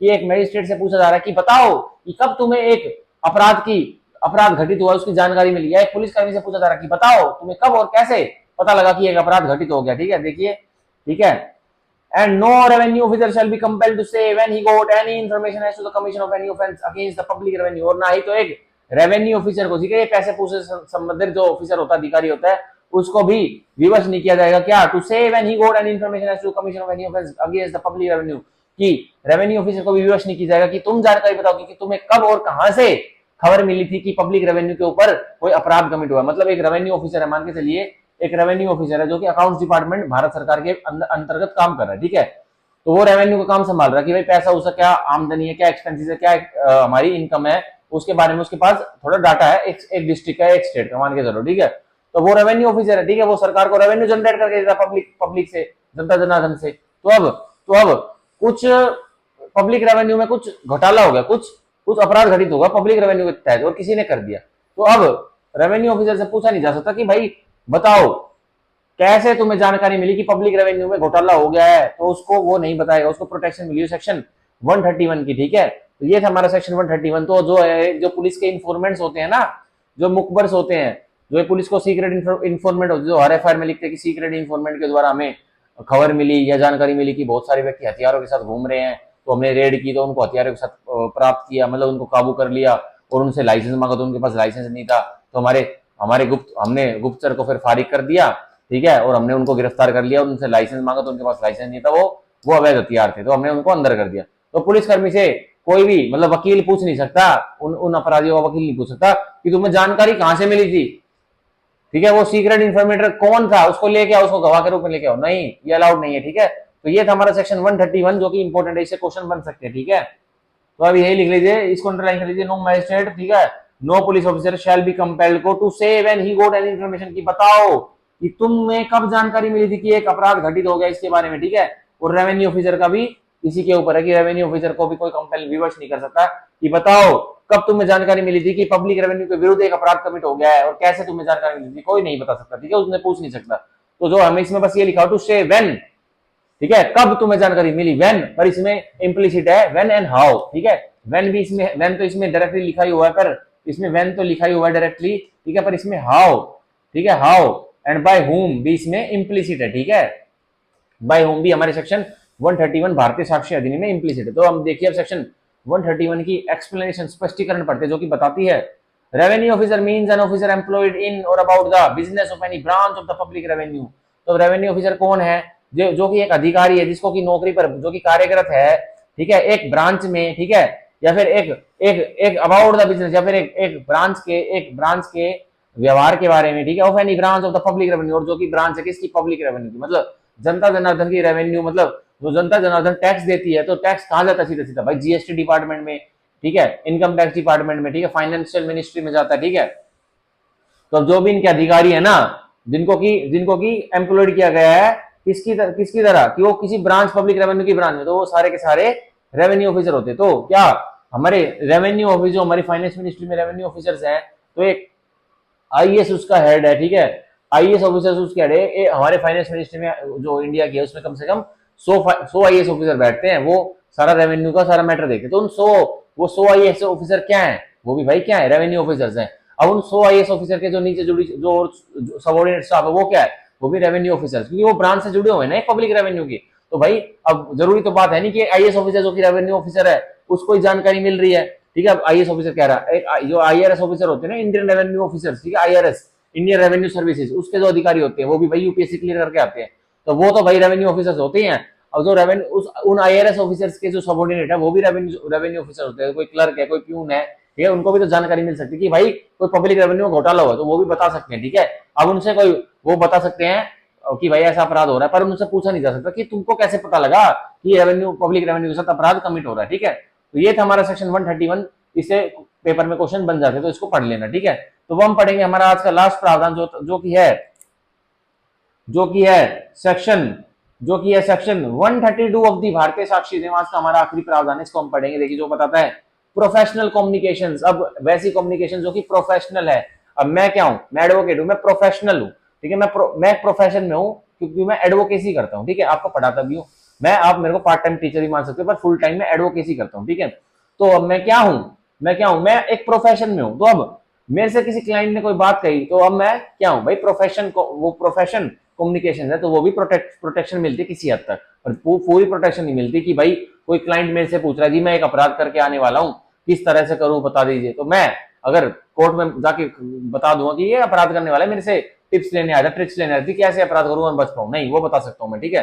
तो ये हमारा सेक्शन 132 प्रोफेशनल कम्युनिकेशन। अब देखिए इसकी बॉडी पढ़ते हैं। Subsection 1 no advocate. अब किसी भी वकील साहब को shall at any time be permitted. तो एक किसी भी वकील साहब को शैल मैंडेटरी है, इजाजत नहीं मिलेगी किसी भी समय क्या करने की, unless with his clients express consent. Exception क्या है? अगर वकील साहब के क्लाइंट नहीं खुलकर इजाजत दे रखी है, खुलकर मुख से बोला हुआ है या कंडक्ट से बोला हुआ है, इंप्लाइडली या फिर एक्सप्रेसली बोला हुआ है कि क्या इसमें सॉरी एक्सप्रेस कंसेंट है कि एक एडवोकेट को उसके क्लाइंट ने ही, एक एडवोकेट साहब के क्लाइंट ने ही एक्सप्रेसली मतलब खुलकर इजाजत दी हुई है लिखित रूप से या मौखिक रूप से कि जाओ एडवोकेट साहब बता दो मेरी बात जो मैंने आपको बताई है, ठीक है, तो ही बताएगा। वो क्या करेगा? देखिए नो एडवोकेट शैल, ठीक है, at any time be permitted to disclose any in communication made to him in the course and for the purpose of his service as such advocate. तो किसी भी एडवोकेट साहब को इजाजत नहीं दी जाएगी कि वो जानकारी बताएं कि क्या वार्तालाप उनको की गई है इन द कोर्स, जब उनको एडवोकेट एज एडवोकेट एक क्लाइंट ने हायर किया हुआ था, and for the purpose of his service, और किस मतलब के लिए? उनकी सर्विस लेने के लिए, ठीक है, एज सच एडवोकेट, और उन एडवोकेट की तरह, ठीक है, bye or on behalf of his client. तो किसके द्वारा उनको हायर किया गया था? तो क्लाइंट ने खुद हायर किया था या क्लाइंट के बिहाफ पे किसी और ने उन एडवोकेट को हायर किया था? अब देखिए, और टू स्टेट द कंटेंट्स और conditions of any documents with which he has become acquainted in the course and for the purpose of his professional service। या फिर अब किसी भी एडवोकेट साहब को इजाजत नहीं दी जाएगी कि वो कोई जो कंटेंट्स है, मतलब जो एक दस्तावेज के जो सब्सटेंस है, कोई कंटेंट्स है जो क्या उसमें लिखा हुआ है, जो कि उनको पता लगा, और किस दौरान पता लगा? जब उनकी एडवोकेसी का, उनकी सर्विस का कार्यकाल चल रहा है, ठीक है। अब देखिए, या फिर उनकी सर्विस का कार्यकाल खत्म भी हो गया है तब भी वो नहीं बता पाएंगे। अब देखिए, और कंडीशंस ऑफ एनी डॉक्यूमेंट, क्या एक दस्तावेज की शर्त है वो भी वो डिस्क्लोज नहीं करेंगे एडवोकेट साहब, किसको? with which he has become acquainted in the course and for the purpose of his professional service।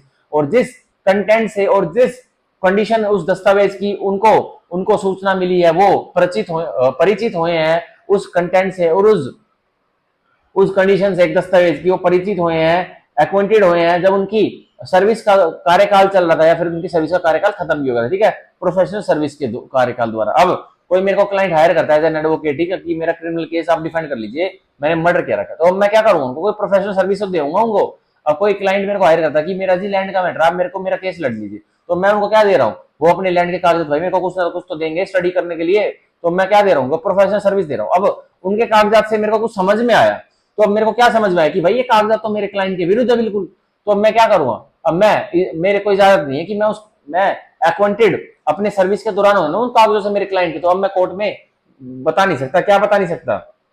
मेरे को कोई इजाजत नहीं मिलेगी कि स्टेट करने की क्या प्रोफेशनल सर्विस के द्वारा आपको एक डॉक्यूमेंट देख के आपको समझ में आया नहीं, ठीक है। तो वकील साहब अपनी मर्जी से भी नहीं बता सकते, ठीक है, कोर्ट परमिट ही नहीं करेगी। अगर वकील साहब बताना भी चाहते हैं ना, अपने क्लाइंट को बिट्रे करना चाहते हैं कि मैं बताऊंगा तेरे को, मैं जितवाता हूँ केस, तो फ्रॉड ही है 2 नंबर का, 1 नंबर का, तो अब कोर्ट इजाजत नहीं देगी कि एडवोकेट साहब आपको इजाजत नहीं है, आपको ये जो डॉक्यूमेंट के बारे में जो चीजें आपके क्लाइंट के जो डॉक्यूमेंट्स है उनको पढ़ करके समझ में आई थी और वो डॉक्यूमेंट आपको क्लाइंट ने प्रोफेशनल सर्विस के अंतर्गत दिए थे, ठीक है, तो आपको इजाजत नहीं है, आप नहीं बता सकते, ठीक है। और देखिए, ठीक है, or to disclose any advice given to him to his client, या फिर कोई भी एडवोकेट साहब नहीं बता सकते क्या क्या एडवाइस मैंने अपने क्लाइंट को दी थी, ठीक है, इन the course and for the purpose of such service, और सर्विस के दौरान, जब उनकी एडवोकेसी की सर्विस चल रही थी उसके दौरान, ठीक है। तो ये था हमारा सेक्शन 132 का मेन पैराग्राफ जो कि इससे क्वेश्चन बनते हैं, तो हम इसे पहले मार्क कर लेते हैं, ठीक है। तो हम इसे मार्क कर लेते हैं नो एडवोकेट, और शेल मार्क कर लेते हैं कि मैंडेटरी है एट एनी टाइम, किसी भी समय मतलब जब उनकी सर्विस चल रही है, मतलब एक एडवोकेट और क्लाइंट का अभी कॉन्ट्रैक्ट मतलब सर्विस का भी कार्यकाल चल रहा है, या फिर केस खत्म हो गया है, क्लाइंट भाई हार गया है, जीत गया है, उसके बाद भी उनको परमिशन नहीं है, मतलब केस खत्म हो गया है, अब भाई क्लाइंट का रिश्ता और एडवोकेट का रिश्ता तो केस तक होता है, तो अब बाद में भी एडवोकेट साहब नहीं बता सकते कि क्या उनको समझ में आया एक अपने क्लाइंट के दस्तावेज देखकर। और देखिए क्या होगा, अनलेस का एक्सेप्शन क्या है कि भाई एक्सेप्शन एक ही है कि एडवोकेट साहब बता सकते हैं जब उनको इजाजत मिल जाएगी, अगर उनके क्लाइंट ने एक्सप्रेस कंसर्न, एक्सप्रेस में खुलकर लिखकर और मुख से मतलब सहमति दे रखी कि जाओ मेरे डॉक्यूमेंट के बारे में जो भी आपको कोर्ट में बताना आप बता सकते हो, मेरे को कोई फर्क नहीं पड़ता, तो अब एडवोकेट साहब को बता दे, एडवोकेट साहब को इजाजत मिल जाएगी, अब वो बता सकते हैं, ठीक है। पर आगे क्या है, देखिए no advocate shall at any time be permitted to disclose, तो अब कोई भी एडवोकेट साहब डिस्क्लोज नहीं कर सकते क्या, एनी कम्युनिकेशन, कोई भी वार्तालाप, ठीक है, made to him in the course को अंडरलाइन कर दीजिए, and for the purpose of his service को अंडरलाइन कर दीजिए कि भाई जब उनकी प्रोफेशनल सर्विस चल रही थी उसके दौरान उनको पता लगी कोई बात, ठीक है, या फिर for the purpose of service, और उनकी सर्विस के दौरान मतलब उनकी जब उनकी प्रोफेशनल सर्विस ली जा रही है, ठीक है, उसके दौरान। अब देखिए ओ बाय सच एडवोकेट, बाय और इन बिहाफ ऑफ क्लाइंट, मतलब क्लाइंट भी ले सकता है या फिर क्लाइंट के बिहाफ पे कोई और अन्य व्यक्ति भी एक एडवोकेट को हायर कर सकता है, ठीक है। How to state the contents भी नहीं बता सकते एडवोकेट साहब, ना कंडीशन बता सकते हैं एक डॉक्यूमेंट की जो कि उनको पता लगी है, एक्वेंटेड हुए हैं वो जब उनका प्रोफेशनल सर्विस का कार्यकाल चल रहा था, ठीक है। एडवाइस भी नहीं बता सकते वो, ठीक है, क्या उन्होंने एडवाइस दी क्लाइंट को, ठीक है। तो ये था हमारा सेक्शन 132 का मेन एलिमेंट, मेन पैरा। अब हम सेक्शन 132 सब सेक्शन 1 की प्रोवाइजो पढ़ते जो कि हमारे सब सेक्शन 1 की एक्सेप्शन है कि अगर इन केस में एक एडवोकेट साहब की बातें फॉल करेगी तो अब वो बता सकते हैं कि मेरा क्लाइंट तो एक नंबर का अक्यूज है, बिल्कुल चिंदी चोर है, बिल्कुल भी क्रिमिनल इंटेंशन का मतलब अपराधी मानसिकता का व्यक्ति, तो वो बता सकते हैं। देखिए प्रोवाइजो सेक्शन 132 का सबसेक्शन 1 का proviso, provided nothing in this section shall be protected from disclosure of, तो कुछ भी नहीं इस सेक्शन में बच पाएगा किससे, कि उसका डिस्क्लोजर हो सकता है किससे, a any such communication made in furtherance of any illegal purpose, तो अब कोई कम्युनिकेशन एक क्लाइंट ने अपने एडवोकेट से की है और इल्लीगल पर्पस गैर कानूनी किसी काम के लिए की है, तो अब एडवोकेट साहब वो कोर्ट में बता सकते हैं, ठीक है। तो अब इल्लीगल पर्पस को आप अंडरलाइन कर लीजिए। Be any fact observe by any advocate, तो कोई भी तथ्य एक एडवोकेट ने ऑब्जर्व किया है, मतलब उन्होंने देखा है और उन्होंने समझा है, ठीक है, इन द कोर्स ऑफ सर्विस, जब उस एडवोकेट साहब की और क्लाइंट की मतलब सर्विस का कार्यकाल चल रहा था, as such showing that any crime or fraud has been committed since the commencement of service, और अब एक तथ्य एडवोकेट साहब ने नोटिस किया है कि जब उनकी क्लाइंट के प्रति वो सर्विस प्रोफेशनल सर्विस दे रहे हैं तो एक फ्रॉड या फिर एक क्राइम कमिट कर दिया उसके क्लाइंट ने, ठीक है, उसकी सर्विस के दौरान, तो अब वो बता सकते हैं कोर्ट में, ठीक है, ठीक है। तो ये था हमारा सेक्शन 132 का सबसेक्शन 1 का, ठीक है, प्रोवाइजो ए और बी, जो कि हमारे सबसेक्शन 1 की भी एक्सेप्शन बताता है कि अगर इन दोनों चीजों में, ठीक है, एक अगर कम्युनिकेशन इलीगल पर्पस के लिए क्लाइंट एडवोकेट से करता है तो वो बता सकते हैं एडवोकेट साहब कोर्ट में। अगर एडवोकेट साहब ने कोई तथ्य को ऑब्जर्व किया है, कोई तथ्य को एडवोकेट साहब ने ऑब्जर्व किया है, और तथ्य कौन सा है कि भाई जब से उनकी सर्विस की कमेंसमेंट हुई है वो क्लाइंट के प्रति सर्विस दे रहे, तो क्लाइंट ने कोई फ्रॉड या फिर कोई क्राइम कमिट किया, तो वो एडवोकेट साहब कोर्ट में बता सकते हैं, ठीक है। तो ये था हमारा सेक्शन 132 का सबसेक्शन 1 और उसकी दोनों प्रोवाइजो। हम पढ़ेंगे सेक्शन 132 का सबसेक्शन 2 जो कि बताता है, देखिए, it is immaterial whether the attention of such advocate refer to in the proviso to subsection 1 was not directed by such fact by or on behalf of his client, तो यह बिल्कुल भी जरूरी नहीं है, क्या जरूरी नहीं है, इट इज इमटेरियल, यह बिल्कुल भी जरूरी नहीं है, whether the attention of such advocate की अटेंशन है एडवोकेट साहब की refer to in the proviso of subsection 1 जो प्रोवाइजो था सबसेक्शन 1 का जो प्रोवाइजो था कि उन्होंने ऑब्जर्व किया, ठीक है, कि एक क्लाइंट ने कोई फ्रॉड या क्राइम कर दिया, तो जो ये वाली अटेंशन है कि एडवोकेट साहब को पता कैसे लगी, उनकी अटेंशन कैसे गई कि उनके क्लाइंट ने फ्रॉड या क्राइम कमिट कर दिया। तो देखिए,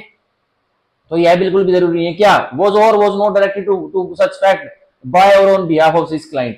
तो यह बिल्कुल भी जरूरी नहीं है कि एडवोकेट साहब ने ऑब्जर्व किया कि मेरे क्लाइंट ने कोई फ्रॉड या फिर एक कोई क्राइम कमिट कर दिया, ठीक है। तो या एडवोकेट साहब को क्लाइंट खुद बताता है, ठीक है, या फिर एडवोकेट साहब को किसी और के थ्रू पता लगता है कि मेरे क्लाइंट ने, जिसकी मैं प्रोफेशनल सर्विस दे रहा हूँ किसी केस के संदर्भ में, उसने फ्रॉड या फिर कोई क्राइम कर दिया है अलग से, तो वो एडवोकेट साहब बता सकते हैं, ठीक है। ये तो क्लाइंट खुद ही एडवोकेट साहब को बता रहा है कि मैंने एक क्राइम कर दिया है, मैंने एक अपराध कर दिया, आप मेरे को डिफेंड करो। तो ये तो प्रिविलेज कम्युनिकेशन है, ये तो प्रोटेक्शन है, और इस कम्युनिकेशन को प्रोटेक्शन मिलेगी, एडवोकेट साहब नहीं बता सकते। अब भाई फिर एडवोकेट और क्लाइंट का रिश्ता क्या रह जाएगा। अब एक क्लाइंट बताता है कि सर मैंने तो एक अपराध कर दिया और मैं चाहता हूं आप मेरे को डिफेंड करो, ठीक है। वो क्लाइंट ये क्यों बताएगा, क्लाइंट बताएगा कि सर मेरे ऊपर एक एफआईआर दर्ज हो गई है और ये एफआईआर, ठीक है, क्या है, झूठी उठी है, ठीक है, या मेरे ऊपर एफआईआर दर्ज हो गई। तो क्लाइंट ऑब्वियसली बताएगा, वो क्यों कहेगा ये एफआईआर सच्ची है, मैंने किया था। क्लाइंट अपने एडवोकेट को भी बताएगा कि सर जो ये बात जो एफआईआर में लिखी हुई ये बात नहीं है, तो कुछ और बातें हैं, अब पुलिस वालों ने मिर्च मसाला लगा के और धारा ऐड कर दिया, मैंने ये वाली अपराध नहीं करा, तो आप मेरे को डिफेंड करिए। तो अब एडवोकेट इस बात को क्या नहीं बता सकता, कोर्ट में डिस्क्लोज नहीं कर सकता, क्योंकि ये professional communication under section 132 protection मिली हुई है। पर अब जब क्लाइंट उसकी सर्विस के दौरान, जो एडवोकेट साहब अपने प्रोफेशनल सर्विस के दौरान क्लाइंट को जब डिफेंड कर रहे हैं, तो क्लाइंट क्या करता है, जो विटनेस उस केस में आने वाला है प्रोसिक्यूशन का, क्लाइंट उसको ही मार क्या रहता है, मतलब उसकी डेथ करके आ जाता है। तो अब और आके कोर्ट में उसको मैं अपने एडवोकेट साहब को बताता है, अरे सर जो गवाह आने वाला था उसको तो मैं मौत के घाट उतारा है। एडवोकेट साहब कहेंगे, क्या कहेंगे, अभी बताता हूँ कोर्ट में, ये वो बात बता सकते हैं भाई, ठीक है, ये वो बात बता सकते हैं कि भाई ये जो जज साहब आज प्रोसिक्यूशन विटनेस जो शाम आने वाला था उसको तो मेरा क्लाइंट ही मारा है। तो अब ये वो बता सकते हैं क्योंकि इसने मेरे को बताया, मेरे को डायरेक्ट एडमिशन दिया इसने आगे, तो ये वो बता सकते हैं, ठीक है। तो यही सबसेक्शन 2 कह रहा है कि क्या कह रहा है कि भाई ये बिल्कुल भी जरूरी नहीं है कि जो ऑब्जर्वेशन की जो अटेंशन जो एडवोकेट साहब को कि उसके क्लाइंट ने कोई फ्रॉड या क्राइम कर दिया है, वो या तो क्लाइंट खुद उनको बताए या किसी और के थ्रू एडवोकेट साहब को पता लगे, तो वो कोई मटेरियल नहीं है, मतलब वो इतनी जरूरी नहीं है कि किसने बताई, पर बताई ना कि इमोरल पर्पस हुआ है, किसी इमोरल पर्पस के लिए तो क्लाइंट ने कुछ बात बताई है तो एडवोकेट बता सकते हैं, या फिर कोई क्राइम या फ्रॉड क्लाइंट ने किया है तो एडवोकेट साहब उसको बता सकते हैं कोर्ट में, ठीक है। तो ये था हमारा सेक्शन 132 का सबसेक्शन 2। अब इसकी एक्सप्लेनेशन पढ़ेंगे, देखिए explanation, the obligation standard in this section continues after the professional service has ceased. तो अब एक्सप्लेनेशन से क्वेश्चन बनते हैं।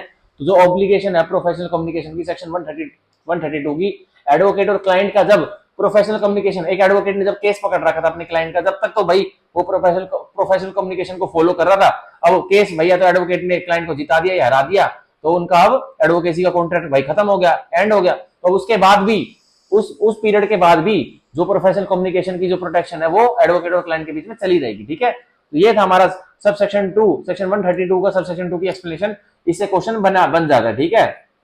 तो अब हम पढ़ेंगे जो हमारा सबसेक्शन सेक्शन 132 है उसकी इलस्ट्रेशन पढ़ते। देखिए illustration A a client says to B an advocate. तो ए एक क्लाइंट है और ए जो क्लाइंट है वो अपने एडवोकेट बी को कहता है, क्या कहता है, आई हैव कमिट फोर्जरी। अब ए जो क्लाइंट है अपने एडवोकेट बी को कहता है, वकील साहब को कहता है, ए कहता है कि सर मैंने फोर्जरी, मैंने जालीपंती, मैंने धोखाधड़ी और मैंने फोर्जरी की, मतलब एक असली कागज को नकली छापा और उसका इस्तेमाल किया डिसऑनेस्टली। तो अब देखिए, and I wish you to defend me. ए जो क्लाइंट है वो एडवोकेट बी को कहता है कि सर मैंने फोर्जरी कमिट की है और मैं चाहता हूं कि आप मेरे को डिफेंड करो। तो अब देखिए, as the defence of a man known to be guilty is not a criminal purpose, this communication is protected from disclosure. तो अब जो क्लाइंट है जिसने फोर्जरी कमिट करी है वो खुला एडमिशन अपने एडवोकेट को दे रहा है, पर ये कह रहा है कि भाई एडवोकेट साहब आप मेरे को बचा लीजिए, मैंने फोर्जरी कमिट किया पर आप मेरे को बचा लीजिए। तो अब एडवोकेट साहब को ए ने खुला एडमिशन दे दिया, पर अब जो बी है जो एडवोकेट साहब वो जाके एडमिशन को बता नहीं देंगे कि इसने मेरे को बता दिया मेरे क्लाइंट ने, क्योंकि ये प्रोफेशनल कम्युनिकेशन से प्रोटेक्टेड है उनकी ये वार्तालाप, ठीक है। As the defence of a man known to be guilty is not a criminal purpose, as the defence of a man known to be guilty is not a criminal purpose. अब advocate साहब defence भी ले रहे हैं और advocate साहब को पता है कि मेरे क्लाइंट ने तो फोर्जरी की हुई है, मेरे को पता है, पर मैं डिफेंस लूंगा अपना आउट ऑफ द बेस्ट, इसको प्रोटेक्ट करूंगा, डिफेंस करूंगा। और तो ये एक क्रिमिनल पर्पस के लिए ये बात नहीं हुई थी, ये ओनली डिफेंस के रूप में हुई थी। अब एक क्लाइंट भाई अपराध करके चला जाता है, एडवोकेट साहब के पास जाता है, अब उसको बताएगा ना कि भाई मैंने कोई अपराध कमिट कर दिया है, मेरे को पुलिस पकड़ने वाली, तो आप मेरी एंटीसिपेटरी बेल लगा लीजिए। तो अब डिफेंस लेना एडवोकेट का धर्म होता है, ठीक है। तो अब ये जो उनकी प्रोटेक्शन है ना, कि ए ने बोला एडवोकेट साहब बी को कि सर मैंने फोर्जरी कमिट कर दी, मैंने जालसाजी धोखाधड़ी, ठीक है, फर्जी फर्जी दस्तावेज की कमिट किया अपराध, ठीक है। तो अब मैं चाहता हूं कि आप मेरे को डिफेंड करिए। ए कहता है बी एडवोकेट साहब से, अब बी अब कोर्ट में ये बात जाके बता नहीं सकते, क्योंकि ये बात प्रोफेशनल कम्युनिकेशन से प्रोटेक्शन में है, ठीक है। मतलब ये बात प्रिविलेज कम्युनिकेशन है, अभी ये बात एडवोकेट और क्लाइंट के बीच में रहेगी। अब लेकिन जो बी एडवोकेट साहब वो उसको डिफेंड करेंगे, ठीक है। तो ये था हमारा इलस्ट्रेशन ए। अब हम पढ़ते हैं सेक्शन 132 का इलस्ट्रेशन बी, जो कि बताता है A client says to B an advocate. तो ए एक क्लाइंट है, अपने एडवोकेट साहब बी को बताता है, क्या बताता है, I wish to obtain possession of property by the use of a force deed on which I request you to sue. तो ए एक क्लाइंट है, वो बी अपने एडवोकेट साहब को क्या बताता कि ए बताता कि वकील साहब मैं एक लैंड की पोजीशन लेना चाहता हूं, मैं एक लैंड की पोजीशन प्राप्त करना चाहता हूं, और वो लैंड जिसकी मैं पोजीशन प्राप्त करना चाहता हूं ना, उसके लिए मैंने एक जाली एक फर्जी डीड बनवा रखी है, और अब मैं चाहता हूं कि आप उस फर्जी डीड पर आप सू करिए, केस चलाइए। तो अब देखिए the communication being made in furtherance of criminal purpose it is not protected from disclosure, ठीक है, it is not protected from disclosure.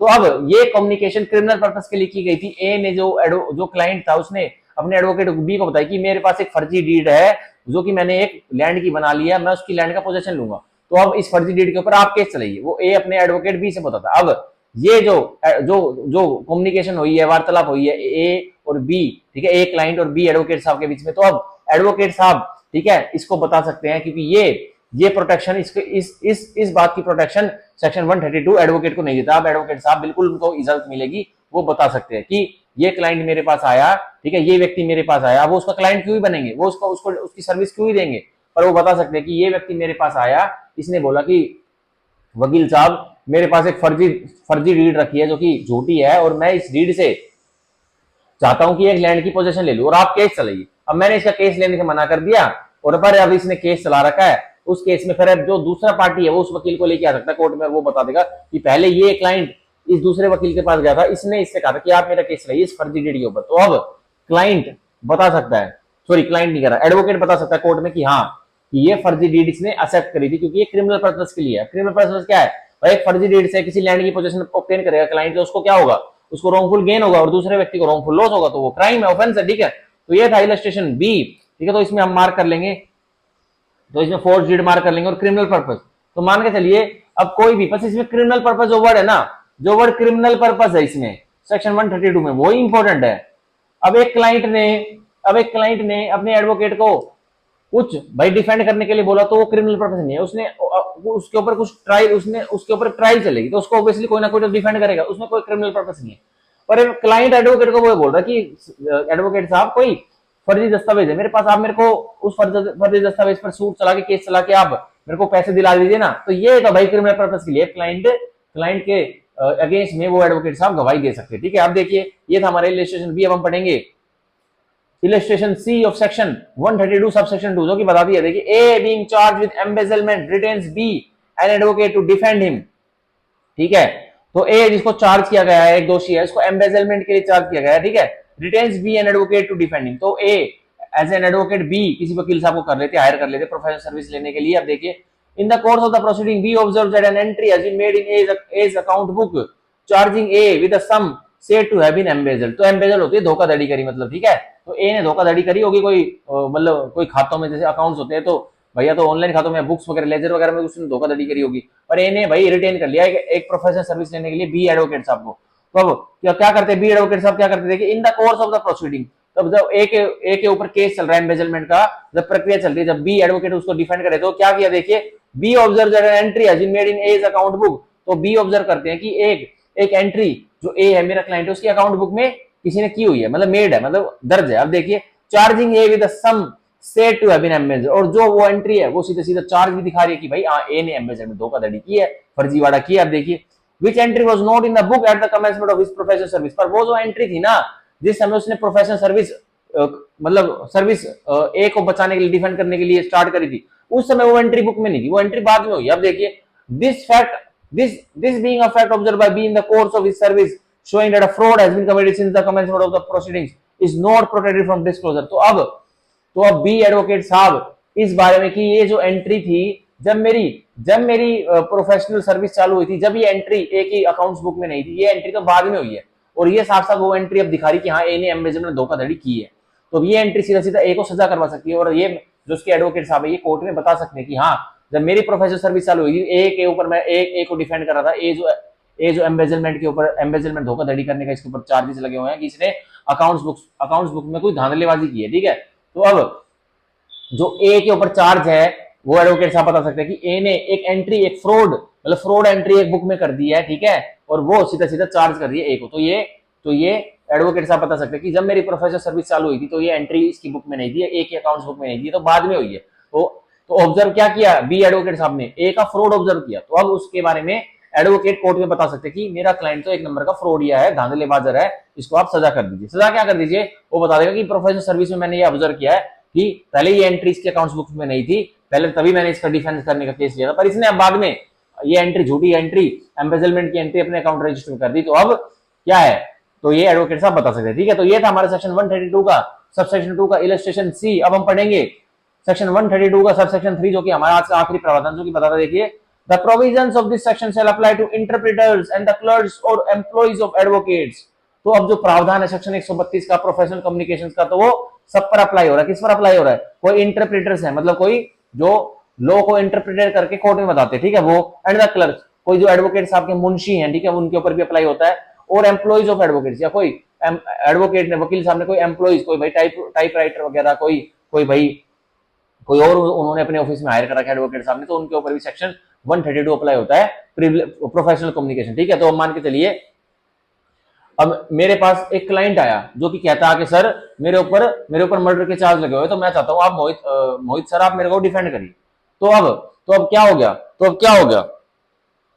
तो चाहे वो ये भी कह देना कि सर मैंने मर्डर किया है, मैं चाहता हूं कि आप मेरे को डिफेंड करिए, अब मैंने कोई मुंशी रखा हुआ है, अब मुंशी ने वो बात सुन ली मेरे क्लाइंट की, जो मेरा क्लाइंट मेरे से कह रहा है, तो अब मेरे मुंशी को प्रोसिक्यूशन गवाह के रूप में लेके आ रहा है, प्रोसिक्यूशन विटनेस के रूप में, तो अब मेरा मुंशी भी इस बात को बता नहीं सकता, क्योंकि जो उसके ऊपर ही प्रोफेशनल कम्युनिकेशन, उसकी मुंशी ने वो बातें सुनी, तो वो भी प्रोफेशनल कम्युनिकेशन में बार्ड है। मुंशी भी मैंने मुंशी मोहित ने अपने ऑफिस में एक मुंशी को रख रखा है, अब मेरा क्लाइंट आता है जो कि मेरे से बोलते सर मैंने मर्डर कर दिया, कृपया आप मेरे को करके डिफेंड करिए।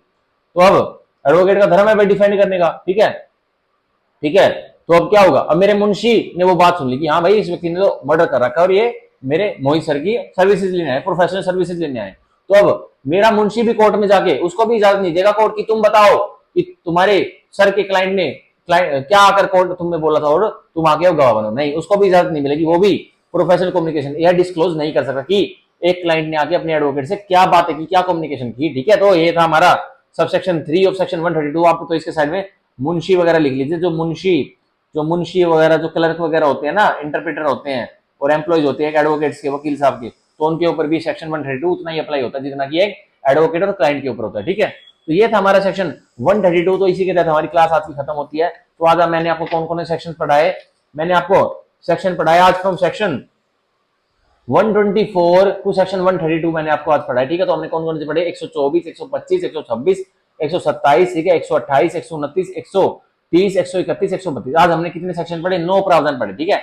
124, 125, 126, 127, 128, 129, 130, 131, 132। आज हमने 9 प्रावधान हमारे भारतीय साक्ष्य अधिनियम के पढ़ लिए हैं। ये प्रिविलेज कम्युनिकेशन के, और हमने 2-4 और एक्स्ट्रा जो फॉर्मर जो अभी क्लास के स्टार्टिंग में जो प्रावधान पढ़े थे वो इंपॉर्टेंट है, पर प्रिविलेज कम्युनिकेशन के प्रावधान हमारे सेक्शन 128 से लेकर सेक्शन 135 के है, तो हम कल इसको प्रिविलेज कम्युनिकेशन को पूरा कर लेंगे, ठीक है।